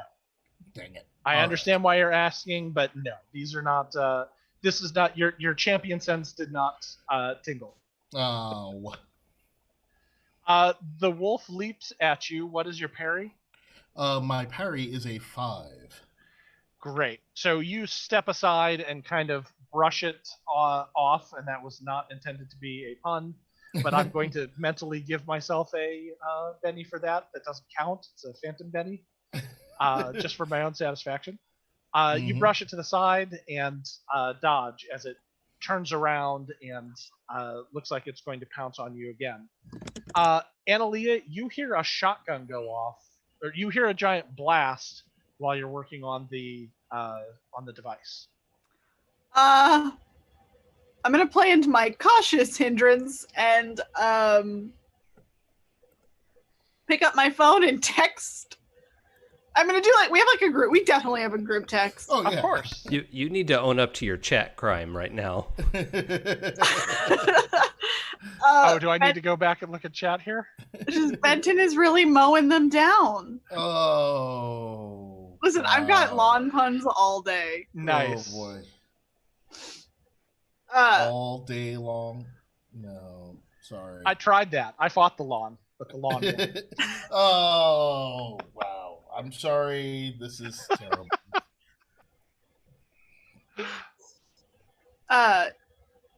We're really going over the hedge on these. Yeah. Come on. Okay, so you're cautious because, hey, I was working on this thing, suddenly I heard a big boom. What action are you taking? So I'm gonna group text. I'm gonna group text everybody and be like, "Hey, everyone, okay?" And then individually text Silas because he has too old of a phone that the group texts don't work because he won't get one connected to the internet. Okay. For the sake of not making that a multi-action penalty or multiple actions in there, I will say that you have a macro set up on your phone that automatically then creates a second individual text that goes to Silas. So you don't have to type everything twice. And that sounds like the sort of nerdy thing that Analia would have set up. Yep, she does that, and then she kind of goes back to working on it like, maybe I should get on this faster? Well, a round's only 6 seconds, so in those 6 seconds, you whip out your phone, go, "Hey, everyone okay?" Yep. And wait for a response. I love that. I'm going to reward you with another Benny for that. It looks like we're at Zoe with the 3 of clubs. Well, after Zoe finishes sending the Zillow listing for this house to the group chat. Right. You hear a boom. Yeah, surprisingly affordable. Almost like there's something weird and wrong about it. I I think Zoe's going to. I have a sword, and I just am like, where do I keep the sword? So I want to pitch you that it's like a Thor thing, where like if the sword is near me, I can like stick out my hand and grab it. With certain caveats, sure, but for now, you go for it. Yeah, it's in the car. Yeah. Yeah. So, yeah, I'm gonna grab my sword and slice at whatever animal's nearest me. Just sort of charge it. So, Analia, inside the van, you see Zoe's sword. It's a short sword, as I recall. Mm-hmm. The short sword like goes whoop and slams out of the window of the van towards Zoe. Hell yeah. So yeah, you go ahead and you grab the short sword, and turning towards the boom, you see two topiaries, one on the ground disassembled, and another one that has just leaped towards Benton and missed. And there are two more that are coming from that direction. I'm gonna take the one that seems to be threatening the wolf that seems to be threatening Benton. Great. It's gonna be a little far away because he was over by where the observatory is. Okay. So if you want to get over there and still attack it, you're going to need to take the run action, and your attack is going to be at a penalty. Okay, let's do it. Great. Let's do it. So I need you to roll a d6 for the run. Okay. I need another d6.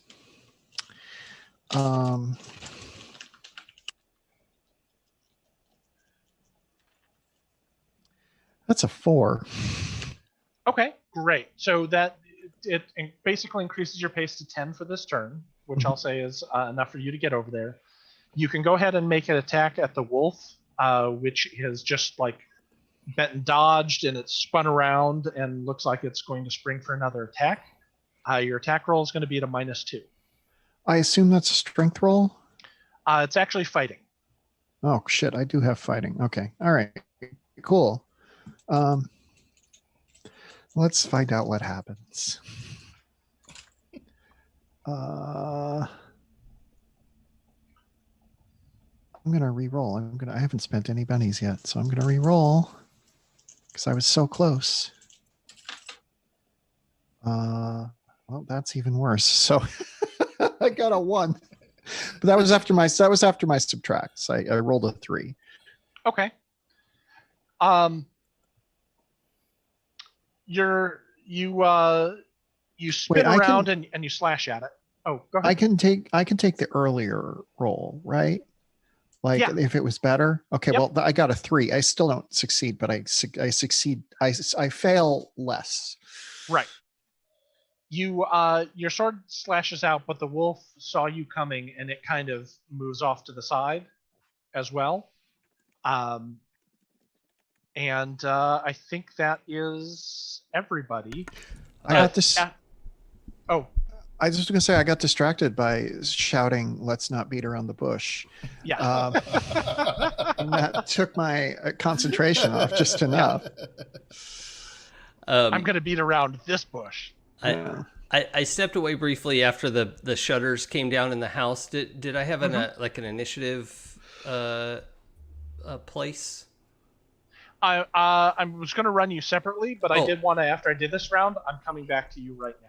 Cool, no problem. So the shutters slam down, and she snaps her fingers, the shutters slam down, and she looks at you and says, "Do you think that petty charm fooled anyone for a moment? How dare you enter in my grounds?" And her hand starts to glow black. And now the two of us are going to have a little initiative here. So I'm going to go ahead. Yeah, I'm going to go ahead and give you the Jack of Diamonds. I'll take it. Sounds great. And I'm going to have the 4 of Spades. Yeah, I can live with that. Great. Yes. So the shutters have slammed down, the doors have locked. You're in a surprisingly cozy living room for the space. there is some sort of a crazed lady who is threatening you with eldritch power in her hand. What would you like to do? I would like to get up, try to put the couch between me and her, and raise my voice like, "Release me now, or you must face the dire consequences." And is he quoting Santa Claus from Oogie Boogie's song? He is, because in his culture, Santa Claus is one of the most scary figures you could conjure. He's terrifying. And so, yeah, he is summoning all of the courage from Sandy Claus. And also, like, I think right now he's just trying to tell her what to do. Like, oh, actually, no, I should cast a spell. I'm not intimidating at all. That's nothing. Okay. So the way I'm picturing it is he kind of, because you've got the goat legs, you kind of jump up and like do a backward somersault over the couch to put it in between you and her. Yeah. And then say, in your most imposing voice, yes, quoting the fearsome creature Sandy Claus. Yes. "Release me now or face the dire consequences." And I'm going to cast Stun on her, and hopefully it will do something. Great. Yeah, How many PowerPoints are you at right now? This is my last two. This is my last two PowerPoints, and I have no bennies, and I get one roll at this. So here's a little D10, a little D6.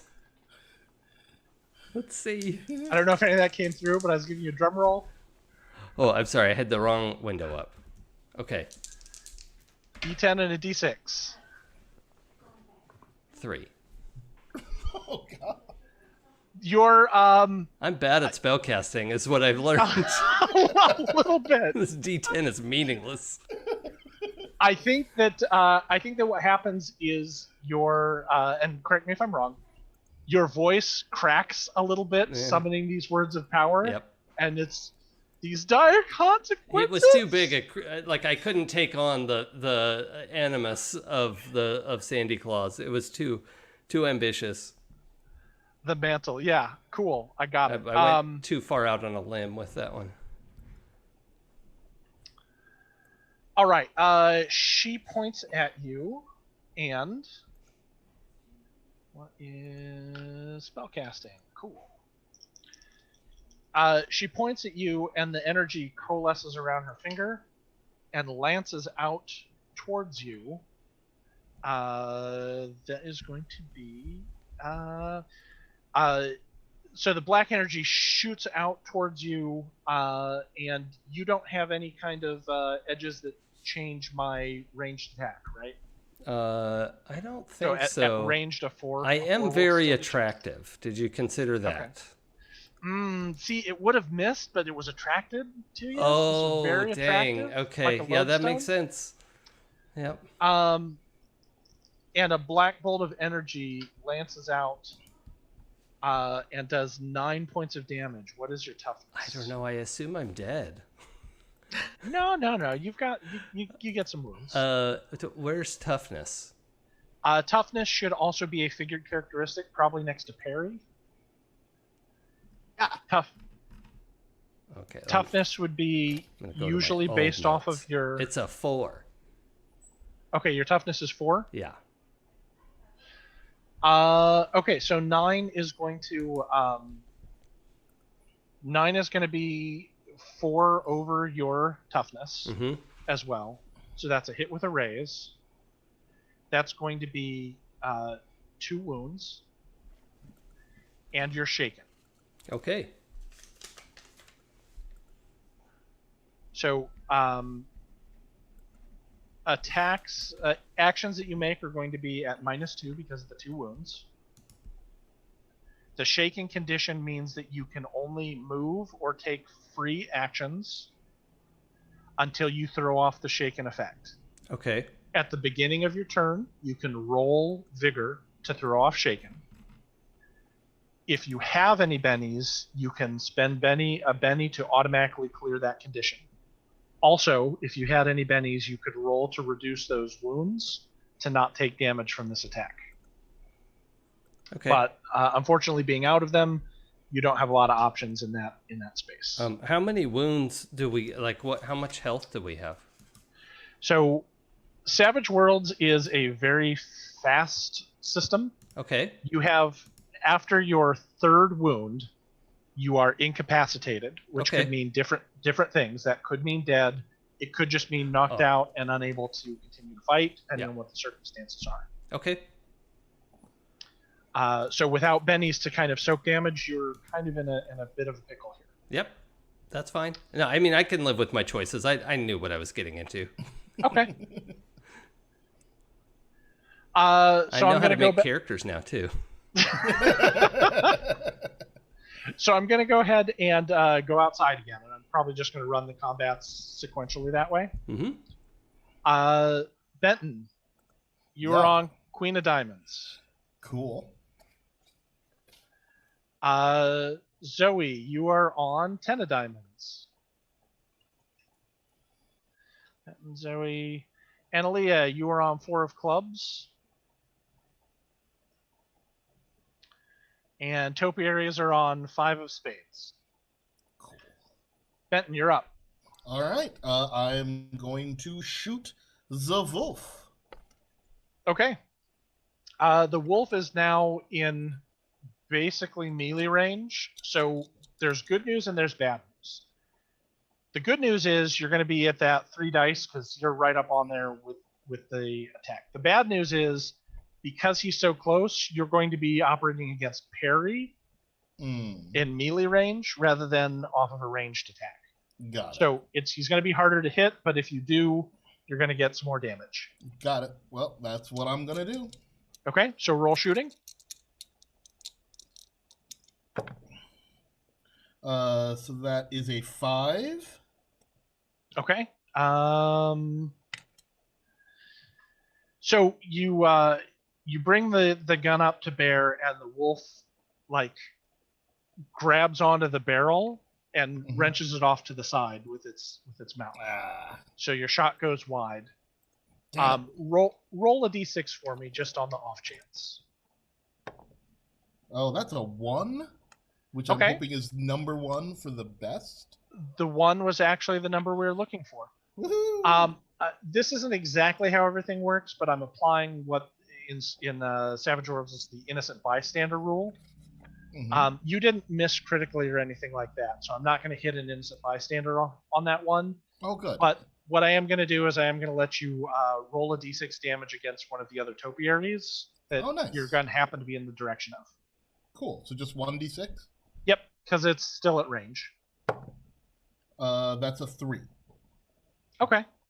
So the pellets lance out towards the lion that is closing in, and they just sort of go through the leaves. It doesn't look like it had any effect. Nah. 10 of Diamonds, which I believe is Zoe. Zoe, you're muted. Hi. I'm good. And now you become robot.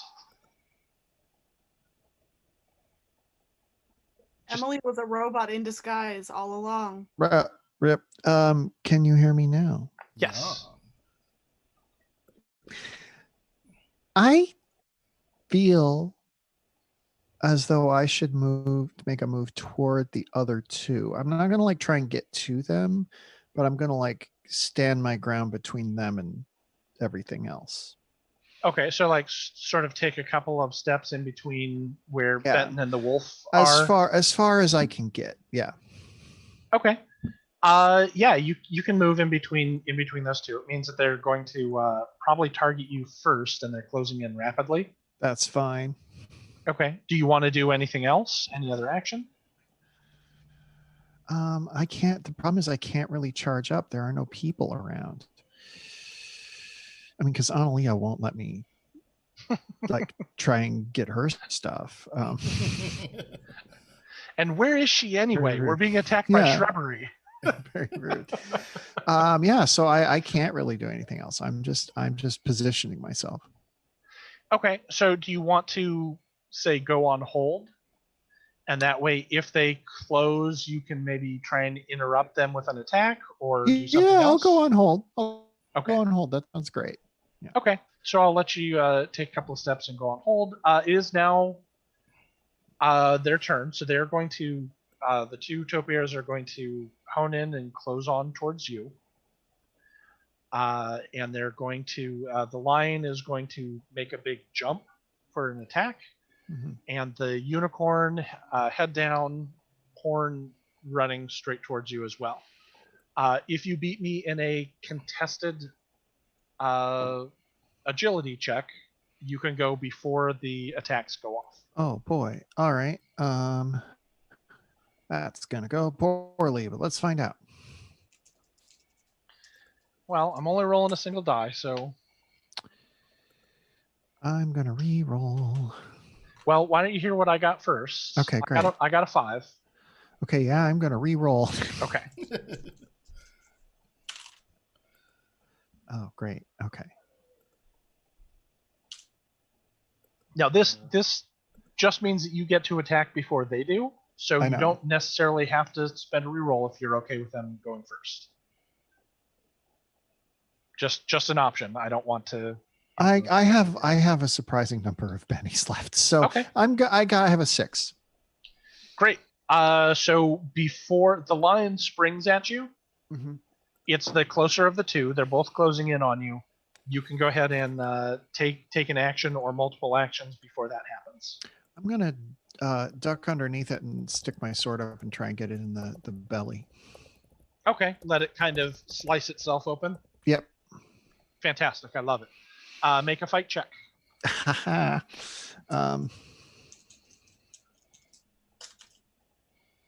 One of these days. I got a 4. Okay. Normally the lion's parry would be enough that you would not have hit with the attack, but because it was making like that a full wild attack and jumping at you, it is at -2, so it was only a 4. So that is going to go ahead and hit. Roll some damage. I roll. So I have my thing on that is damage strength plus d6. So I assume I roll strength and then roll a d6. Yeah, roll them both together. They're going to be additive, and they both will explode as well. Oh God, that's a lot of dice. Okay.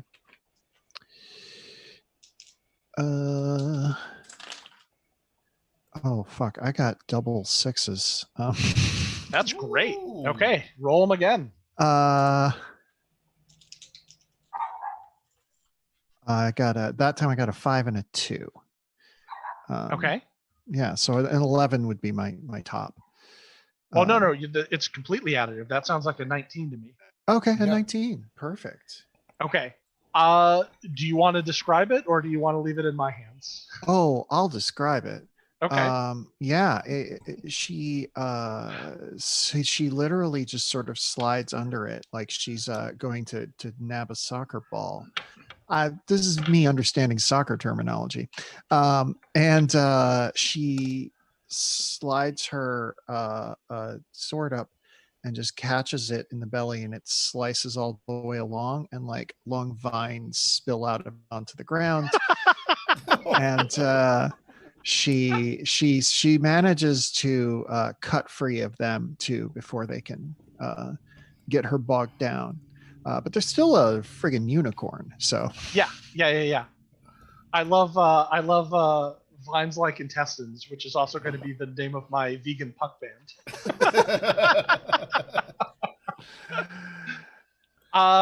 Fantastic. I want you to grab a Benny for that because I love that description. It wasn't what I had in mind for these things, but I love how it looked.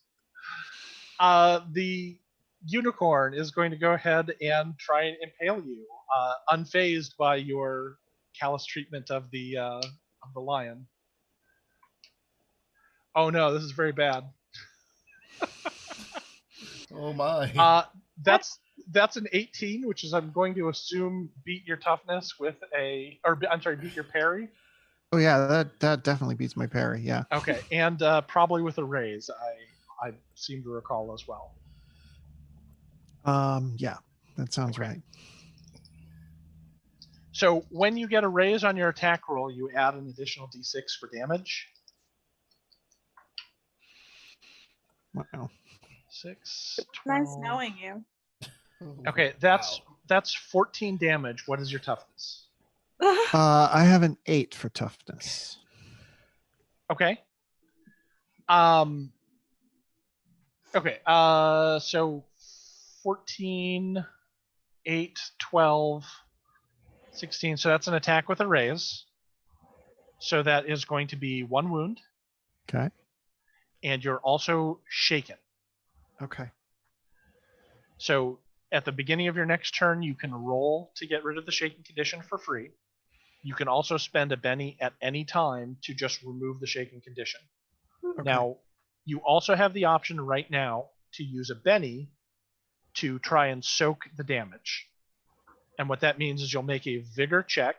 If you get 1 or more successes, you will reduce the wounds by that many, by that amount. And if you reduce all the wounds, you also will not be shaken. I mean, I have 3 bennies, so I might as well. Okay. If I can find my D8. God, there it is. So D8 and the wild die. Yep.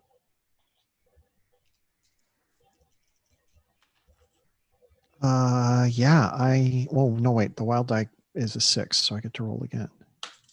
Awesome. I got a 9.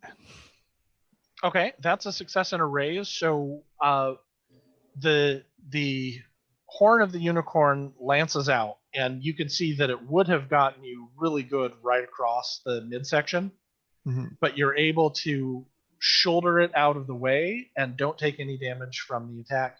You are not shaken. You do not need to take any special actions on your next turn. Yeah. Oh, but I heard a unicorn. It's so sad. You haven't heard it yet. I don't think we're going to be friends, though. It doesn't seem like it. You were definitely rude to the unicorn. Yeah. Seems unlikely. That was my action. So, Analia. No one's texted me back. There's a lot of concerning noises. Yeah, in fairness, it's only been about 6 to 12 seconds. I'm gonna keep building my little device because I'm cautious and kind of freaked out. You're not curious about what's going on outside? I am. You're hearing a lot of noises and some shouting? I am, but I'm also thinking that if I can disable security systems, I can do more that way. All right, fair enough. So you're going to continue working on your on the device. Yes. Can I roll to maybe do it a little quicker now that there's like danger possibly? You know what? Sure. I like that. I want to give you something to do here. Everyone should get to roll dice. How are you trying to make this process go faster? And then we'll determine what the die roll is.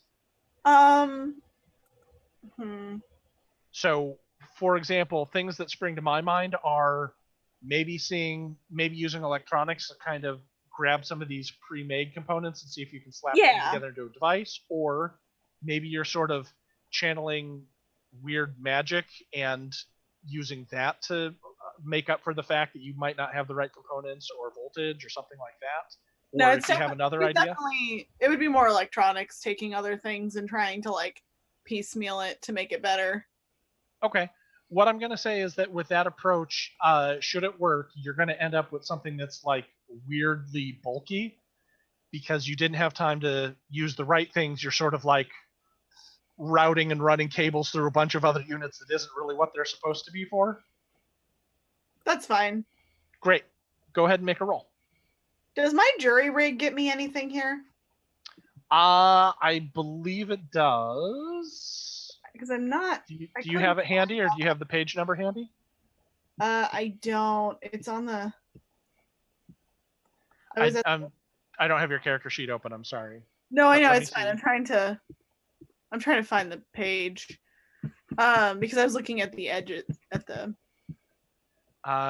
Page 190, 149.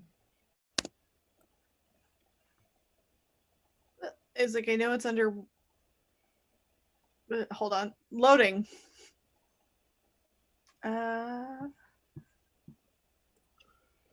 It's like specifically under this one ability with the arcane things. Yeah, it said 149, but it doesn't appear to be the right page here. So let me go back a Everything's page. like a page off, I've noticed.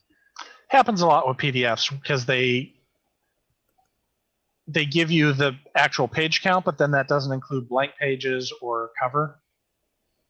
So, not arcane device, but it's just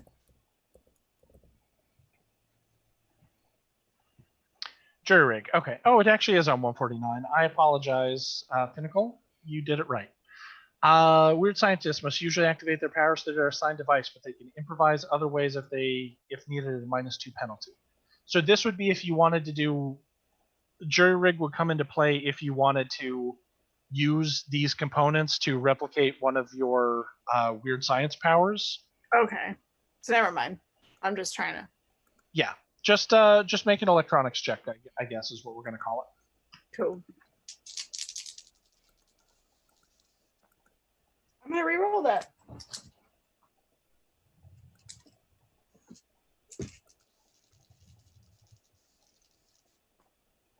Ooh. Okay.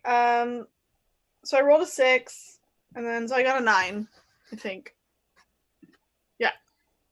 Okay. It's going to be fast and dirty and kind of ugly, and maybe not be as efficient as you would have liked, but you're going to be able to slam together a bunch of components and wires and cables to do something to access the security system. Cool. But that's going to be your action this turn. Yeah. Okay. Hey. Jason, Silas gets Queen of Hearts. This lady gets Ace of Clubs.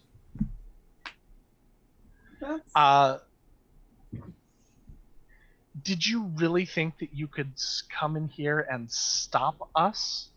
You have no idea what you're messing at, little satyr. And again, her hand glows a sickly green. And you see vines, like spectral vines, shoot out. And they, let me see. You said, let's see, this is ranged, because we've done that. So these spectral vines come out and grab you, and they sort of push you back against the wall and begin to wrap around and entangle you. Mm. So you are entangled by these. You are not yet bound. Okay. And that is her action. What would you like to do? What's the difference between being entangled and bound? Bound essentially means that you're incapacitated. You can't do anything. Entangled just means you have penalties for your actions. Some additional penalties. Okay. And I have a penalty for being shaken. Currently, so the first thing you need to do is roll to see if you can overcome the shaken effect. Yeah. So that's a free vigor roll. Vigor. I don't think I have a lot of that.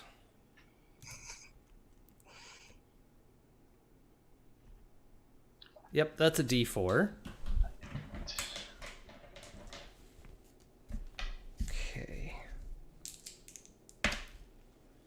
Okay, I got a 5. Is that anything? That's enough to throw off the effect. You only needed a 4. Oh, okay. And you got that 5 with your penalty? Oh, no. No, I did not. What's the penalty? -2? So the penalty's at -2 for the injuries. No, it's a 3. Okay. So you don't throw off the shaken effect, meaning you can't take any actions except movement and free actions. Mm-hmm. Because you're entangled, you can't move. Okay. And the distracted condition means that you would be at -2 for any actions. Okay. On there. So you are pretty well pinned down. You can talk if there's anything you want to say while she's monologuing. So can't move. Does that mean like I could roll to try to move, or I'm just literally like locked down? These vines have you just like plastered against the wall. Okay, got it. Then let's see. Did you seriously think that the likes of you could stop us? And why? Why would you want to? Oh. Don't you understand? Stop. You humans are so tiresome, thinking you know everything there is to know about magic, and all you could do is... And I'm also like coughing out some blood. All you could do is manage to animate some branches, and you think you're a great wizard of some kind? You're nothing, and you never will be anything. The Fae will come and eat you alive, and you will die in their teeth. You have no idea the power we serve. The Kushan Far will succeed and outstrip your pitiful resistance. And I'm going to swap out to the other group. Assuming that I have cards here, I guess I'll use the other deck, which I shouldn't do, but I will. No, here's the right deck.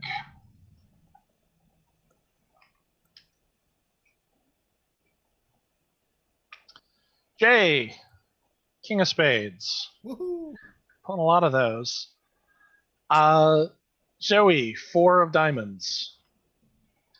Analia, hey, Joker! Everyone, draw, take a Benny. Woo! Analia, you can act anytime you want during this round.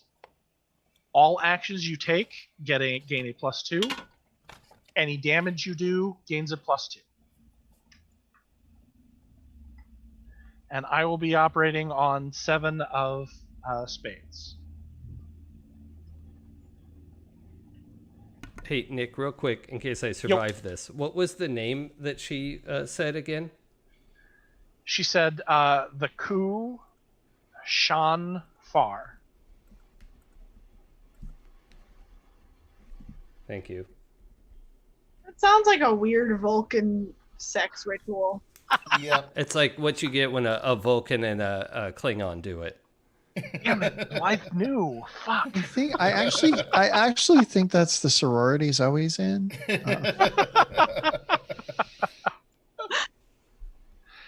All right, Analia, you have the option to go anytime you want.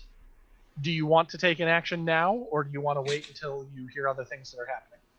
I'm going to take an action now to Great. use my device and try to shut down the security system. Okay.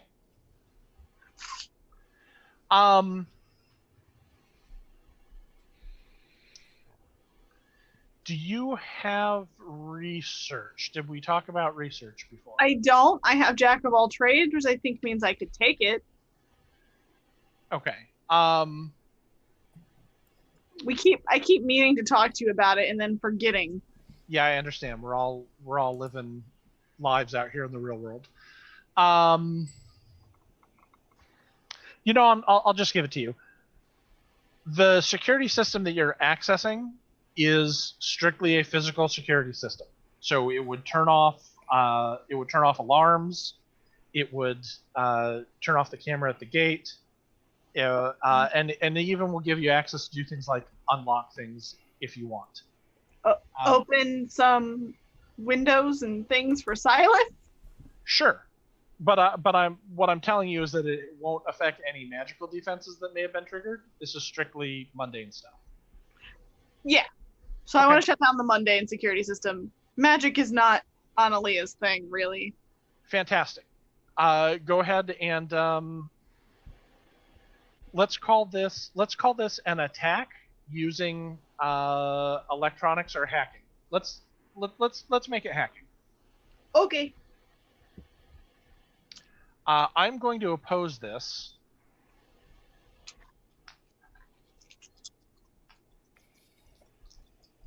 Oh, I get +2. And you get +2. Okay, you need to beat an 8. Well, I did. Okay. Got a 9. Good enough. You're able to figure out how to use your device to access the codes, and to go ahead and get the security system turned off. And you start flicking the switches. You can see, like, on the schematic where it shows everything it is. You can see, like, the flashing red window locks disengage, the doors disengage, the gate at the front disengages, the camera's off, the alarm is off. Nothing else has been triggered in terms of other people showing up on there. So you don't see anything else that's going to occur. Okay. Anything else? Analia is very cautiously going to start poking her head out of the van. Okay. Outside of the broken window of the van, you see you see Zoe, sword in hand, facing off against a unicorn, a topiary unicorn, and what looks to be a eviscerated topiary lion. You see Benton similarly standing, or past him. There's the corpse of the deer, and he seems to be struggling with a topiary wolf at the moment. And you also see 2 more topiary creatures that are bearing down on you from the other side of the yard. How many of these things are there? I'm going to say 6, but what do I know? That's a lot. That's too many. Am I aware that Silas went inside? Yeah, I think you heard that whole exchange. And I don't see him. He's not out here. Okay, so I'm going to start sneaking my way across the lawn past these topiaries to try and get inside the house, because I just unlocked it. Okay, that sounds like that's going to be next action, since we already rolled and applied effects for. That's for not your a current movement. thing. You can certainly get out of the van and start moving towards the house. No, yeah. There isn't a problem there. Yeah, so it's like one of those, like, crouch down on the thing and just, like, walk slowly. Right.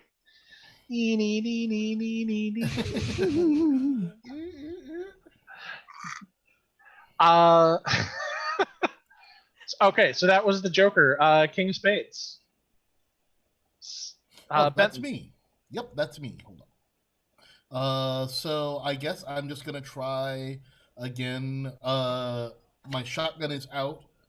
So I'm gonna pull my sword, because Zoe pulled the sword. So it's like, hey, swords are working well here. So I'll pull my short sword, so I guess I'm still in melee range, and try to kill this here wolf. Okay. And so this is a fighting? Yeah, absolutely. Fighting roll. Fighting roll? Cool. Alright. Come on, baby. Ooh, I'm going to spend that Benny I just got to re-roll, because that was not great. Let me re-roll both of those. A 3 and a 1. Oh, cool. I got an 8. Okay. An 8 is going to beat the parry, so roll your damage. Woohoo! All right, and so my short swords with my strength plus a d6. So that's 2d6.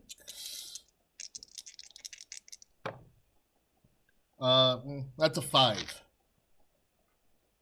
Okay. You go ahead and use your sword. You slash towards the wolf, but it seems like you only connect with leaves and branches. So there's sort of like a flurry of plant matter, but it doesn't appear to be damaged. Okay, cool. Yeah, for simplicity's sake, toughness is what you're looking for, is 6. Yep. However, since you hit and you did not apply toughness, it does kind of like look taken aback. So it is shaken. All right, cool. So I will have to roll or spend a Benny on my next turn. So I don't want to say no damage, not completely unaffected. Just not. You aren't seeing vine testants. Yeah. On the attack. All right. Okay. 7 of spades, which I believe is me. I will go ahead and make that attack roll if I can find a D8. I've got one on this side of the board. The wolf. Oh, actually, I'm sorry. He has to roll for stun first. I'm sorry, for shaken first. Okay, well, I'll make that the roll. That's fine. The wolf seems confused and starts sort of like licking at the side where you hit it with the sword, and not and sort of like takes a few steps away from you. But other than that, doesn't seem to act. Running into range, there is the Triceratops and the rabbit. Topiaries. They aren't going to be able to close with you this turn, but they have closed the distance on this turn and can begin being a problem next turn.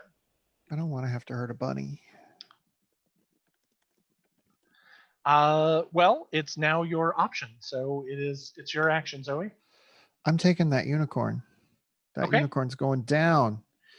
I'm sorry, I forgot. I have a unicorn attack on you, don't I? God damn it. Why did I open my mouth? Does a 6 beat your parry? Yes, just barely. Okay. It stabs at you with the horn again. An 8 beats your toughness, as I recall. Oh no, it's a tie. Oh, it's a tie. Okay. So the horn lashes out and kind of grazes you. Mm-hmm. So you are shaken. Okay. But not wounded. Okay. Now it's your turn. So first I'll roll to recover from shaken. Remind me what that is. Vigor die roll. Right. Okay, vigor. There it is. All right. Oh, I grabbed the wrong die. I'm gonna re-roll. I got 2 bennies left, so I'm spending 1. Oh wow, that was even worse. So I'm gonna go with my earlier roll. I got a 3. Okay. It just means that you don't throw the. Oh no! Let me. Before you spent that benny. Having the shaking condition, you get to roll to remove it for free. At nothing else. You can also just spend a benny to clear it without having to roll. Yeah, that's what I did instead. Okay. let's give you your full action. I thought I could do that. Yeah. So just it was a little weird, but I played soccer. I know how to shake off all this. What's a topiary unicorn but a mid defender? God, I should have picked a sport I know anything about. No. I think we're inventing how soccer works in this world. Okay. All right. Yeah. I am unshaken. I am going to take a stab at that unicorn, which I assume is fighting. Yes. Yep. Okay. I got a 4. Okay. The unicorn is able to dodge out of the way of your sword blow. Coming through. Yeah. So no, you are unable to meaningfully connect. Okay. Okay, and lastly, I'm going to use the same deck for Jason and the other lady. After this round, when a joker comes up, it resets the deck. You shuffle and start with a new deck. But I'm going to go ahead and use the same deck because this is all sort of one combat that just is taking place in 2 places. Well, we didn't get a joker, so that makes sense. Exactly. 10 of clubs for Jason and 5 of diamonds for the lady. So what would Silas like to do? Bleed all over these branches. Yeah, you'll show her. Did So you have a penny now? I do have a Benny. What can I do with you it? have been. Well, first of all, let's see if you can recover from being shaken. You can do that for free. It's a vigor roll. Oh, that's right, because I failed at it last time. But it's -2 or -4 now. You're currently at -4, so you need to roll really well. Yep. But you might as well, because maybe you'll explode and Yeah. not have to spend the Benny on being unshaken. Nah. And I think spending the Benny on this is can't I spend a Benny to avoid damage or something that comes in? You can't. So I'm gonna hang on to this in case I take lethal damage. I think that's is that better, or should I try to roll versus a -4?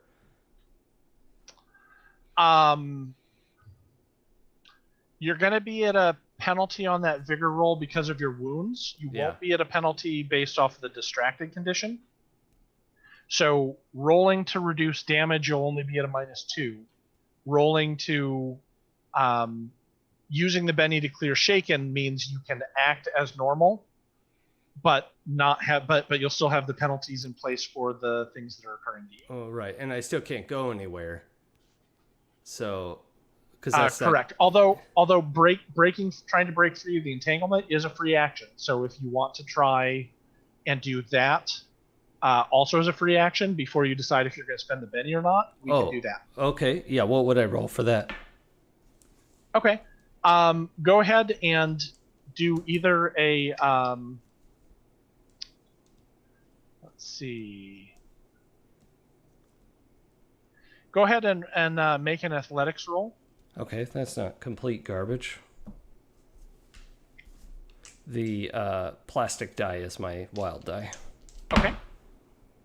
Well, I got a 5 -4 is 1. So... Okay. Well, let me roll on the... And just to make sure I'm adding this up, because I think we're even short. Because I have 2 wounds, and I'm shaken, and I'm entangled. So aren't I like at -6 or something? No. Shaken doesn't affect... This is a free action. Okay. So the only things that are affecting you are the wounds and the entanglement. So you're -4. Shaken in and of itself does not apply any condition modifiers towards you. Okay. It just means you can't take actions that aren't free actions or movement. Oh. And you can't move because you're entangled currently. Okay. This is sort of like making the saving throw at the beginning of your turn. Yes. Okay. That's fine. I understand now. Thank you. Okay. So I did my 2 free actions. They didn't work out. And I think I'm going to save the Benny for some sort of life-saving act if I need it. Because this has gone downhill. So. Okay. So at this point, sort of your only action available is a free action like talking or maybe shifting some things around, like, drawing or stowing a weapon, something like that. Now, I did just think of something. Mm-hmm. Can I pretend to be dead? Absolutely. Okay. Can I roll performance? Absolutely. Okay. But what I'm going to say is, since you were just talking a moment ago, you need to do something that seems, because just a second ago you were fresh as a daisy. Oh, yeah. Spitting up blood and back talking. Yeah, well, I was picturing this like... How are you suddenly dead? I had this, I was struggling with my free actions. I was trying to... I can't bring back. And I'm, sort of hissing and spitting. I'm just an angry goat cat. And then just, I'm so weak and stuck that I just go limp as, because I was like getting ready to say something else and then struggle, limp. Yeah. Okay. I love it. Go ahead and give me that that check. Now, for this one, attractive is not going to, is not going to come into play. No, all these mine. I can't get a decent roll to save my life. So, I fully accept the consequences of my actions. I'm not mad about it, just for the record. Okay. All right. So banter, struggle, play dead. Yes, I am pretending to be dead. I'm just not very good at it right now because that's fine.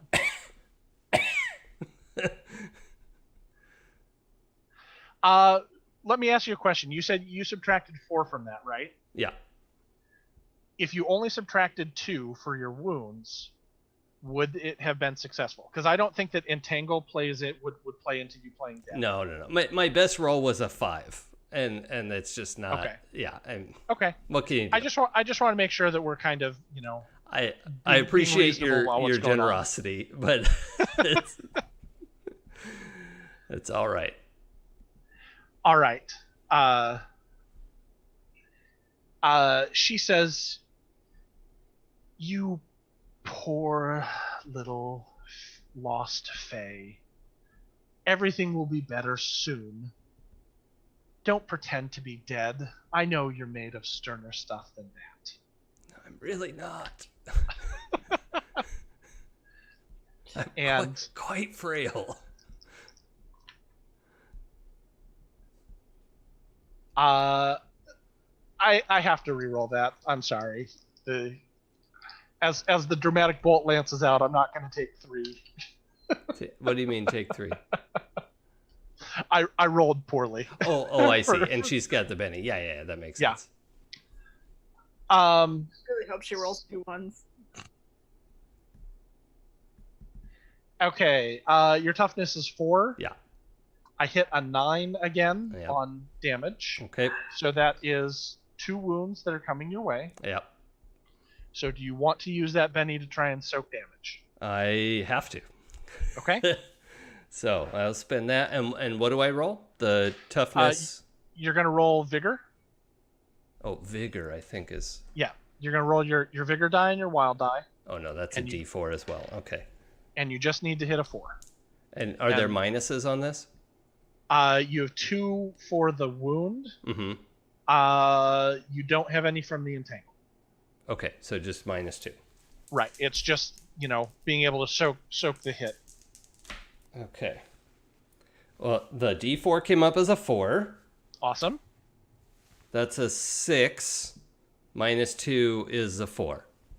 Okay, a 4 is a success. So you reduce that down to 1 wound. Okay. So then I have 3 wounds. Correct. You're now at 3 wounds. Another wound will incapacitate you. Oh, I thought 3 was incapacitated. Did I read that wrong?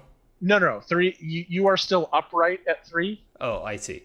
Yeah, okay. you can take 3. The 4th one is what incapacitates. Okay, now I understand.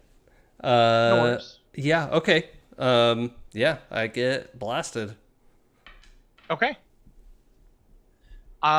Start of the round on the other side. Jay, 2 of spades. Your run of face cards has run out. Emily, 7 of spades. Hey, better than Jay. Yeah. Analia, 3 of hearts. And Topiaries, 2 of hearts. Wow. So you will all go before the Topiary. I'm sorry. Yay! Yeah, you'll all go before the Topiary. Yay! Somehow I'm first. First on a 7. Good job. Yeah. I am going. Oh, God, what could I do?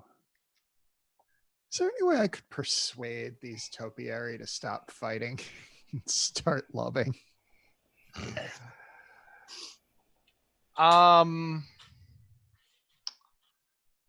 That would be really tough, but I won't say no. You could. Okay. I'm going to tell you. I'm going to tell you that I know you're going to. Well, I have an idea. We're going to get to that in just a second. Okay. I'm going to say it's going to be very difficult to get something that you're actively attacking and is attacking you to lay down arms in the moment. I want to show the unicorn I'm Fae and convince it that it should be my trusty steed. Okay.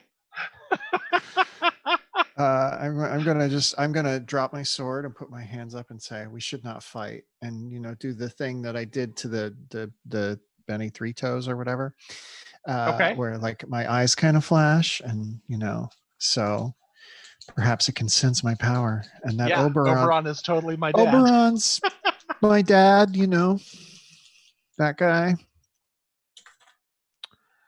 Oh boy. I got an 11.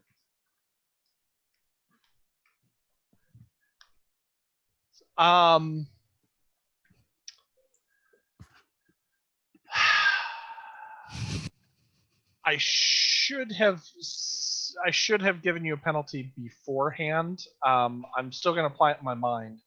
I'm going to say that it's good enough that the unicorn is going to pause. It's not friendly, but it's sort of his master's voice cocking its head at you, like trying to get more information for a moment. Yeah. Okay. Okay. Do you have any other actions you wanted to do? No, I'm just going to walk slowly toward it, hands raised, talking very soothingly and about how I have a juicy apple, which I don't, but. And hope that it's into cannibalism. All right, then we are 3 of hearts. Is that me? Was that me? I believe it's Analia. I am going to stop making bad plant puns in the chat and start walking over to. I'm gonna try to get in the house. Okay. So you can close the distance between the van and the house. And I'll even say you can as you get up to like the patio, there's the door, there's the window. You can see that the security shutters have disengaged and have started to rise like that. You can see that there are 2 more topiary that are running towards your friends and are probably going to be within range to start attacking them this turn. So what do you want to do? You have enough movement that you could move towards your friends, or you could move to the house. I want to get probably not get inside the house. Okay. Well, I'm gonna move towards the house and try to get close to the house because I want to get inside.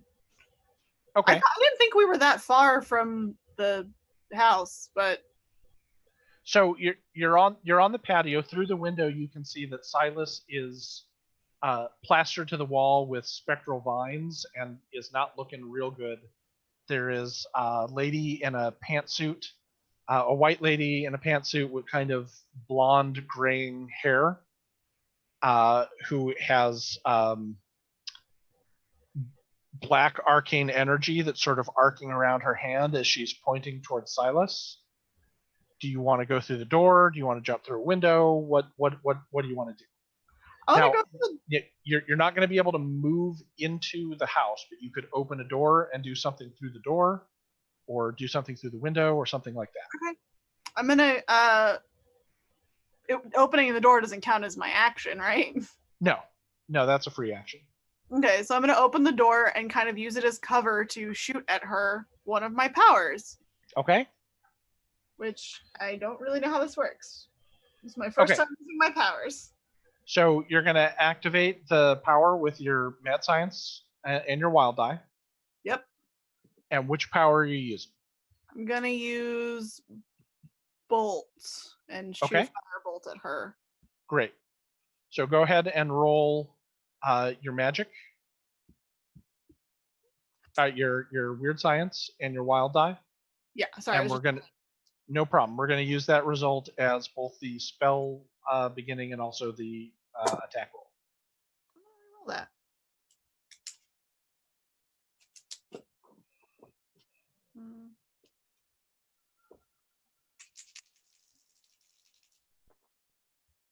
Okay, that's better. I got a 7. Okay, that's enough. That's enough for to activate and as a hit. So roll damage. It's 2d6 for bolt. And mark off the power points that costs as well. Yeah, which I think keep forgetting I can't lean back in the chair because suddenly I'm sinking into my frame. But we're almost done, so my back can take it. Not the best on the damage. I got a 4 damage. Okay. What does you said it's a bolt of flame? Yeah. So is it like a ball that rips out and pops into flame, or is it like a beam of fire that goes out, or how does it's like a little ball. It's like a little ball that kind of like once it hits you, it catches on fire. Okay, so like a paintball that's filled with a Molotov cocktail. Yeah. A tiny little paintball filled with a Molotov cocktail. Boom. All right, so your paintball shoots out and it smacks into the lady, and little puff of flame goes out and around, and she just turns and looks at you and says, she looks at you and back at Silas and says, "Oh, you had more friends." And while she's focused on him with her right hand, she turns her left hand to go to you as well. And I'm going to go ahead and deal Silas and her in since we've joined the combats. Silas, you're on a king of spades, which means I'm going to let you go right now if you wish. And I will take this 3 of spades. All I can do is roll to be not shaken. Yeah, you can roll to remove the shaking condition as a free action. You can also try and escape that entanglement. Well, aren't I bound action. now? Or is it? I thought it was going to upgrade to being bound after being entangled. She didn't attack you again with the spell. Oh, I see. For okay. raise. Okay. She shot the bolt at you. Okay. Oh, right. Okay, so then I'm just rolling vigor. Vigor for the shaking condition. Yeah. And then the athletics check for the entangled. Okay, well, I got a 4 on my D4. What's the minus again? You're at -2 for your vigor. Okay, I got a 5 on the vigor roll. Total? Yes. Okay. Fantastic. You are not shaken, which means you can take regular actions. But first, let's take care of the other free action of trying to get you out of that entanglement. Okay, and that's vigor again, or would that was agility? No, athletics. It's athletics, yeah. And that will be you're at -4 on this one. Yeah. I'm sorry, you're at -5 on this one. Yep. Okay. Well, I've got 2d6. What could go wrong? Well, that's a 1 and a 4, Bob. So that's what could go wrong. Okay, so you struggle against the entanglement, but you can't get free. Now you can still take an action, but you are going to be at that -5 penalty, like if you want to cast a spell or if you wanted to. I'm out of power points. Get a weapon out on there. I don't carry a weapon. Now here's the thing: you can still cast a spell by shorting the spell.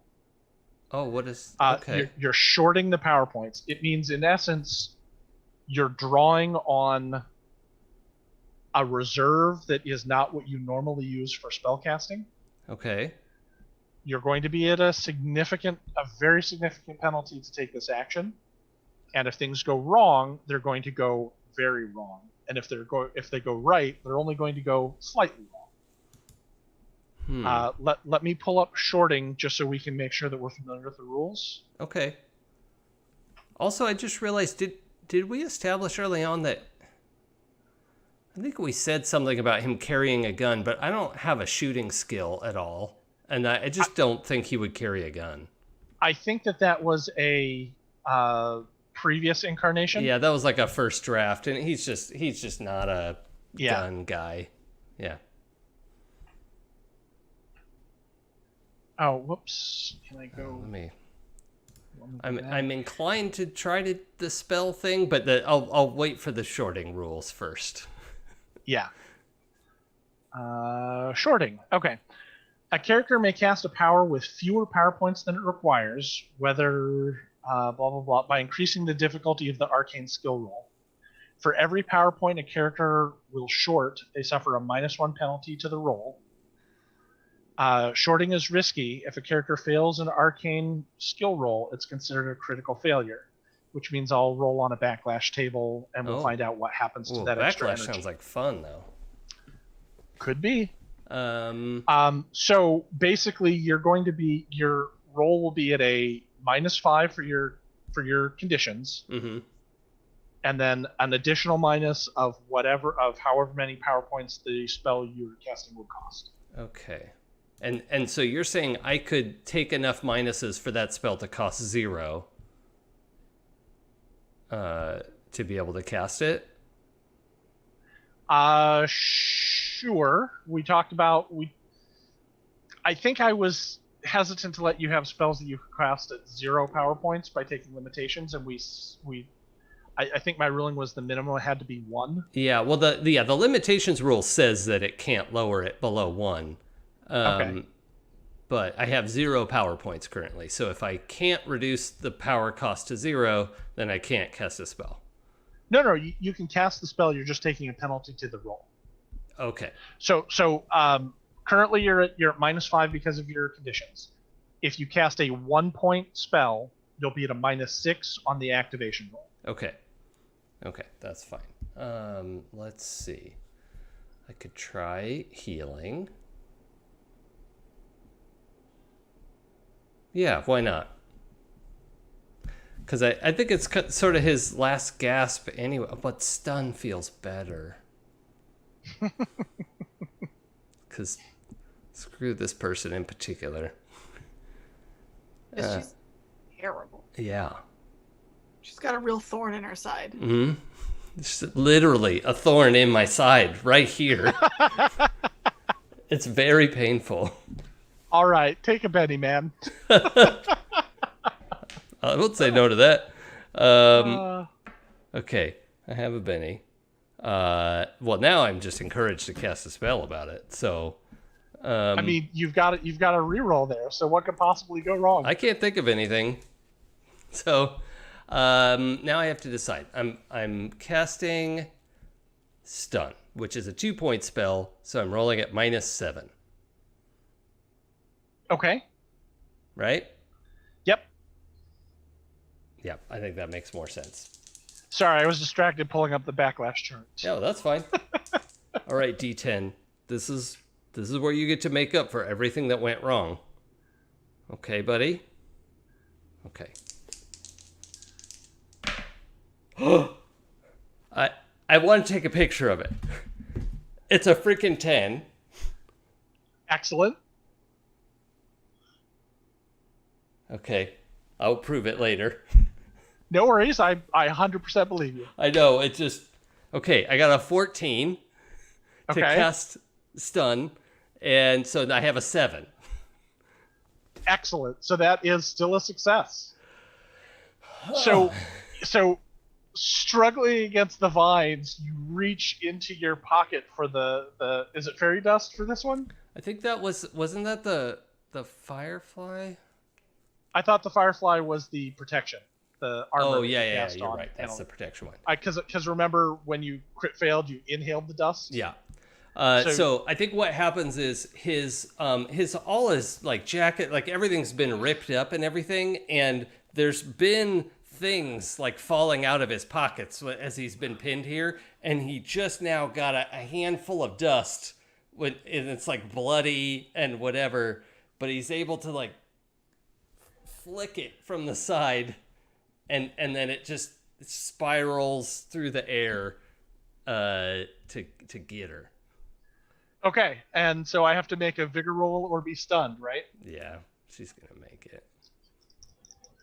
I hope she doesn't. I really hope she doesn't. You know, because this is fantastic. She probably doesn't have a D4 vigor like me. She does not have a D4 vigor. Yeah. I'm quite frail. Yeah, that's fine.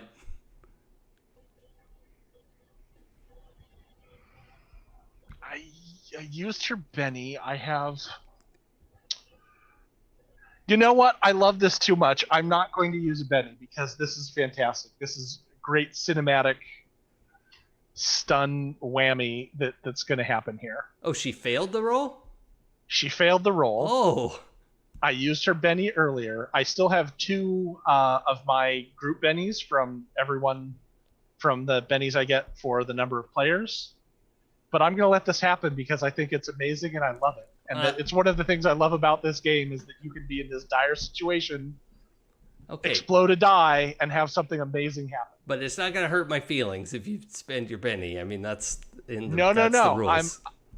I'm totally down on this because I love it. It looks great. Remind me what stun does. Yeah. If I'm stunned, what happens? Yeah, I just had it here. It is on the wrong page now. Okay, so stun. Page 106. A successful casting means the victim must make a vigor roll or be stunned, and so stunned is just they're distracted. They fall prone. Is it all of these things? Oh wow, yeah. Yep. Can't move or take any actions. Don't count towards gang up bonus and are subject to the drop. I don't know what the drop is, but that sounds bad. Okay. The drop is a bonus to attack and damage when someone is completely unaware of you. Like, if Batman jumps down on a thug in a dark alley who had no idea that Batman was around, he got the drop on him. Okay. Literally is what that's called about. So, distracted. So my actions are at -2. Fall prone. Can't move or take any actions.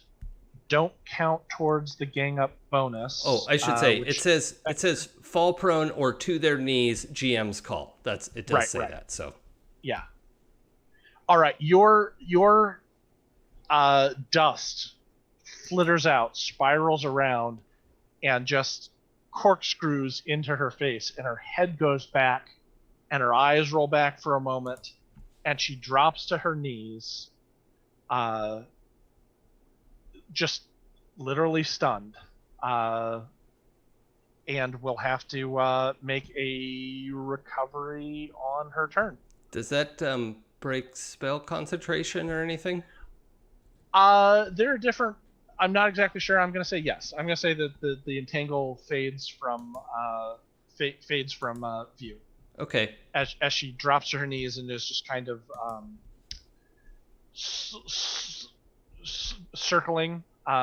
Looks like she's about to pass out. Yeah, and at 3 wounds, am I still able to like move around and stuff? Absolutely. Okay, so you can still do things. Yeah, I'm just trying to like get to my feet, my hooves, and I'm slowly like using the back of the couch and trying to get over to where Analia has come in, and just making my way over to her. Excellent. I'll be honest, I mixed up the cards, so I don't know who's next. Does anyone recall? Was it me? You drew the king or something and then said I could go first, and then I don't think you drew more cards. I did draw a card from her, I just don't remember which one it was. Oh, shoot. I don't either. So what was everyone else going on? Did you draw new ones? No. This is from that same round. Okay. So Analia, you went on what? I had a 3 of hearts. You went on 3 of hearts. Okay. And so I believe Benton hasn't gone yet on 2 of spades, correct? No, I have not. Okay. I'm gonna say you're gonna go ahead, then I'll do the topiaries, then I'll do the cultist. Okay, so there's still topiaries in front of me. Yeah, there's 2 more that are bounding towards you. The wolf is still in front of you, and for some reason Zoe has dropped her sword and is walking towards the unicorn, talking some BS about being a Fae steed, and she has an apple, and Oberon's her dad. All right, sounds good. Cool. No problem. It's gonna work. It's totally gonna work. That's. I'm not worried about that. That's perfectly. That is typical Zoe, so that's cool. She's fine. She's sorted. Is reloading my shotgun a free action? No, reloading is an action, but you can reload and still attack. You're just at a penalty for both those actions. So it would be an agility check for the reload at a penalty at a -2, and then a shooting also at a -2. That's too much minuses with these guys. I'm gonna just take another chop at him with the old sword in my hand. And so that is a fighting roll, right? Mm-hmm. All right. And that's a 4. Okay. In melee, that's not going to be enough. His parry is a 6. I'll burn my last Benny to roll again. Okay. And see if I can do better than that. And I can. That is a 6. A 10. Excellent. That's a success with a raise, so you get an extra d6 on your damage. Woohoo! So that's with the sword. The strength plus a d6. Cool. And an extra d6. Yep. So I think that's 3d6. 3d6 coming at you.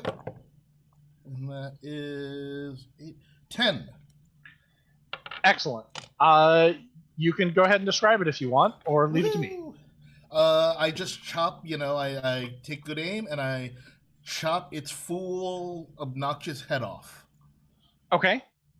And just all right. Skunk.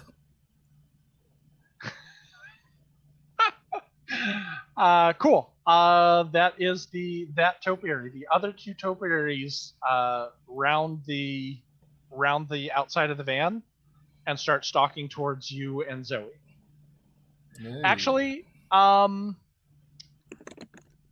one is going to go that way, and the other one is going to go up on the start.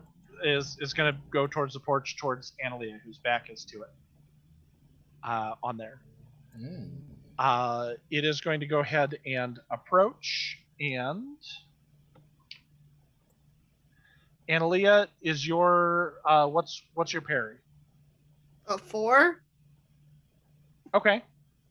A bunny-shaped topiary comes up and smashes you in the back with its head.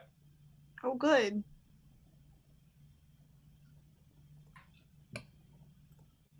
Getting me into a real hairy situation here. Okay, and what's your toughness? I rolled an 8.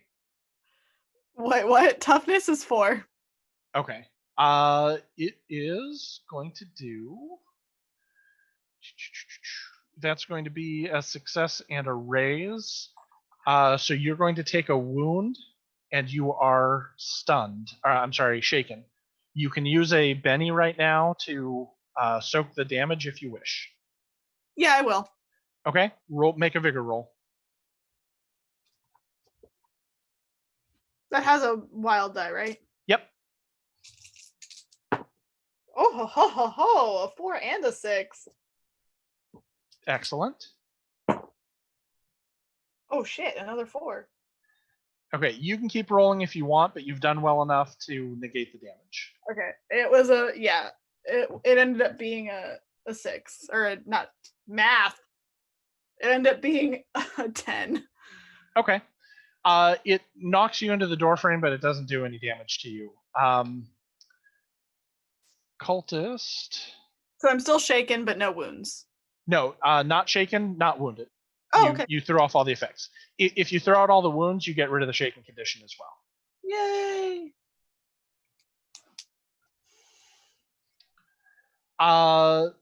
The cultist sort of shakes her head and comes to her feet and says, You will rue the day that you laid hands upon me. And she points a finger at Analia, and a black crackling energy lashes out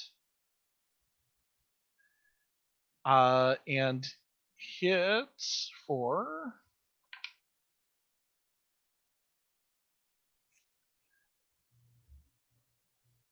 12 damage. I'm gonna use my final Benny. Okay. Try and So, yeah, because that is 3 wounds. It sounds like for your toughness of 4. Yeah. Okay.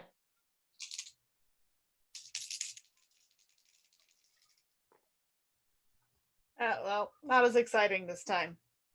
2 3s. Okay, that's not going to soak any of the wounds. So the bolt lashes out and just lacerates your body. It feels like you're being whipped with thorns. Not to be a pest, did she cast with a minus for being distracted? Or did she throw that off? She threw that off. Oh, dang. She threw off the stun condition. However, we are going way past time, and I don't want to keep anyone up. So what I'd like to do is, rather than start another round of combat, I want to ask at this moment, what is everybody's plan here? Do you guys want to try and duke this out? Do you want to try and make a run for it in the van? Do you want to try and run inside the house and hole up there? Like, do you go? What's the next action that the group wants to take? Just in general. I want to try unicorn. I want to try to fight to get into the house. Now that if I see the front door is open, I want to try to get into the house because we're still trying to find Willem, and I think he's somewhere here. Okay. Yeah, going to the house is good, but if I could like ride the unicorn into the house, that would be even better. Agree. Yeah, 100%. I also want Zoe to ride a unicorn. Yeah, I also agree with that. Yeah, it's unanimous. Yep, I completely concur. Okay. Here's what I'm going to do to sort of wrap this up in a fast combat. I'm going to have each of you roll. I want you to make a roll using the trait or spell or whatever it is that you think best represents your goal of getting into the house. And I'm going to make a single roll to see what happens for my forces on the other side, to see where we leave this up here. I'm just going to go to kind of a real quick milestone combat so that we don't drag this out. So, does that sound fair for everyone? Yeah. Okay. But did I take 3 wounds and I'm shaken? Yes, that is correct.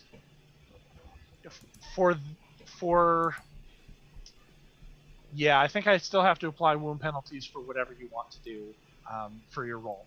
And I'll take the best roll of the 4 of your guys' rolls. I'll compare that to my roll, and then kind of decide what that looks like, if that sounds fair to everybody. Do you want me to roll 2, even though I'm already in the house? You know what? Why don't you roll a support roll on how you're helping everyone else get inside, so that you guys can hole up here. Okay. Or what you're doing to take care of the cultist lady who's sort of dangerous. I mean, I would be casting arcane protection on Analia. So, okay. I'll take my -7 and. Okay.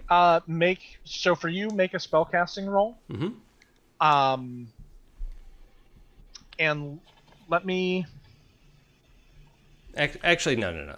It's no longer life or death, and spell could backfire. I'm at 0 power points. I am like hiding. I'm trying to put the couch between me and her, just so she can't see me.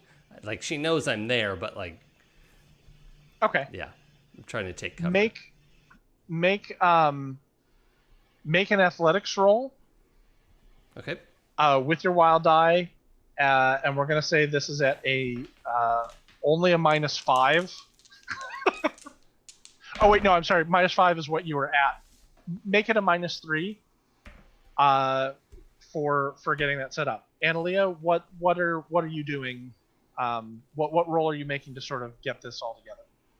I mean, it doesn't have to be like a discrete action. I just sort of want a description of what it is you're doing, and we'll figure out a role for that. Probably just trying to take cover behind, trying to take a little bit of cover and shake off the shaken. Okay, so clear off the doorway, clear out of the doorway, push that topiary out of the way so your friends can run in? Does that sound that's right? Okay. That sounds to me like an athletics check as well. So make an athletics check to make all that happen. Zoe, how are you proceeding to try and get in the house? I'm getting that unicorn. Like that's the best way to move forward. So I rolled a persuasion. Okay. And I have a 9. Okay. Sounds good. And Benton, what are you doing here? I am fighting my way through the various things between me and the door, and I rolled a 5. Okay, so you're trying to get in the house, and the way that you are doing that is just to try and bushwhack everything in between you and it? Yep. Okay. Exactly. And you said that was a 5. Yep. Zoe had a 9. Analia, what did you end up with? Well, I don't know what my minuses are, but I got a 5 on my roll. Okay. And I was knocking off 2 points of penalties on those, so that's a 4. And how about you, Silas?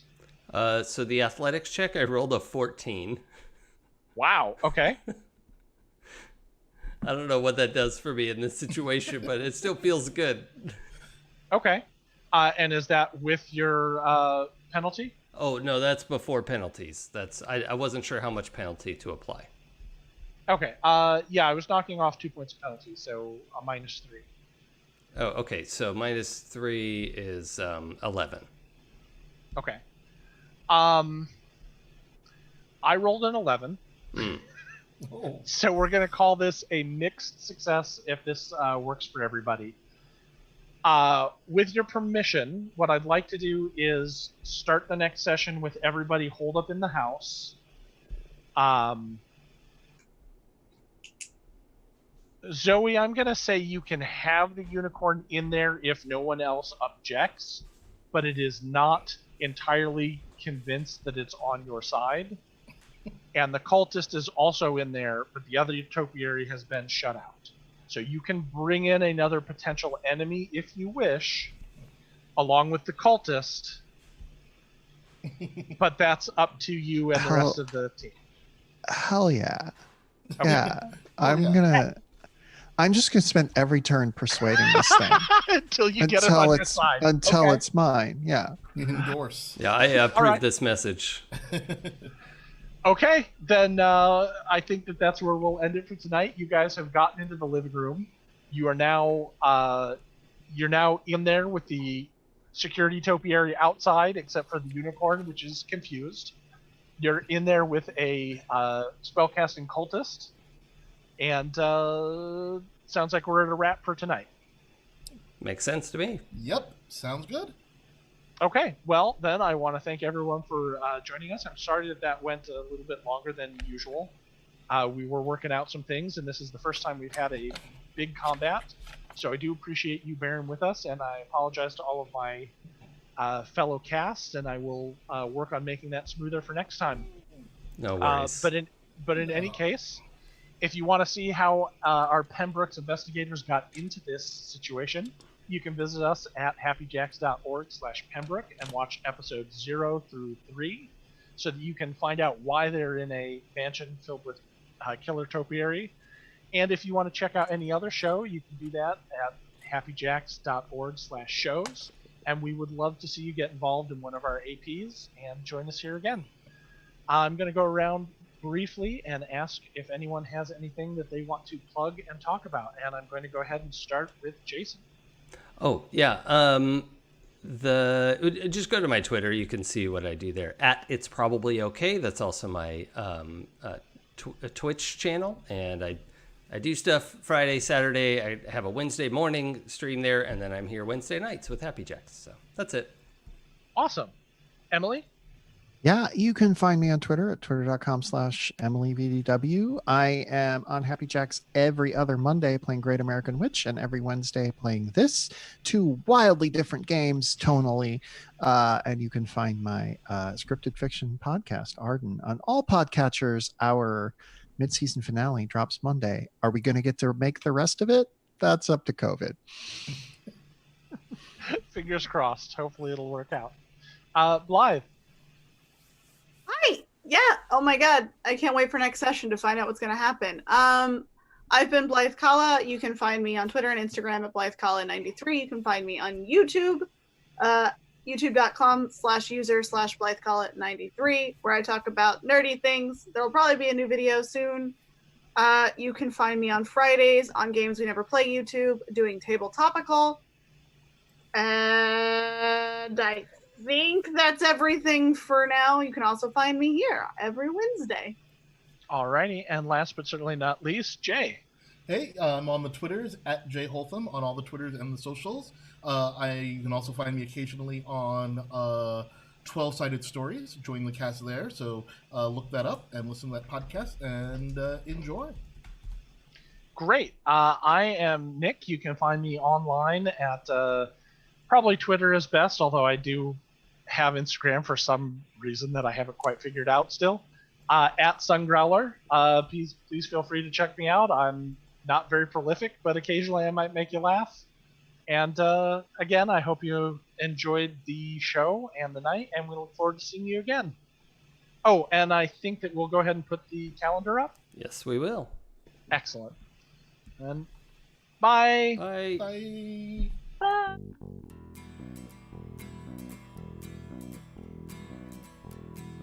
If I told you the things I've seen on my ways, if I told you the things I've done in my days, you wouldn't believe me anyway. So it's best I just don't say. I've lived 1,000 lives, I piloted 1,000 souls, I killed and fought and died just for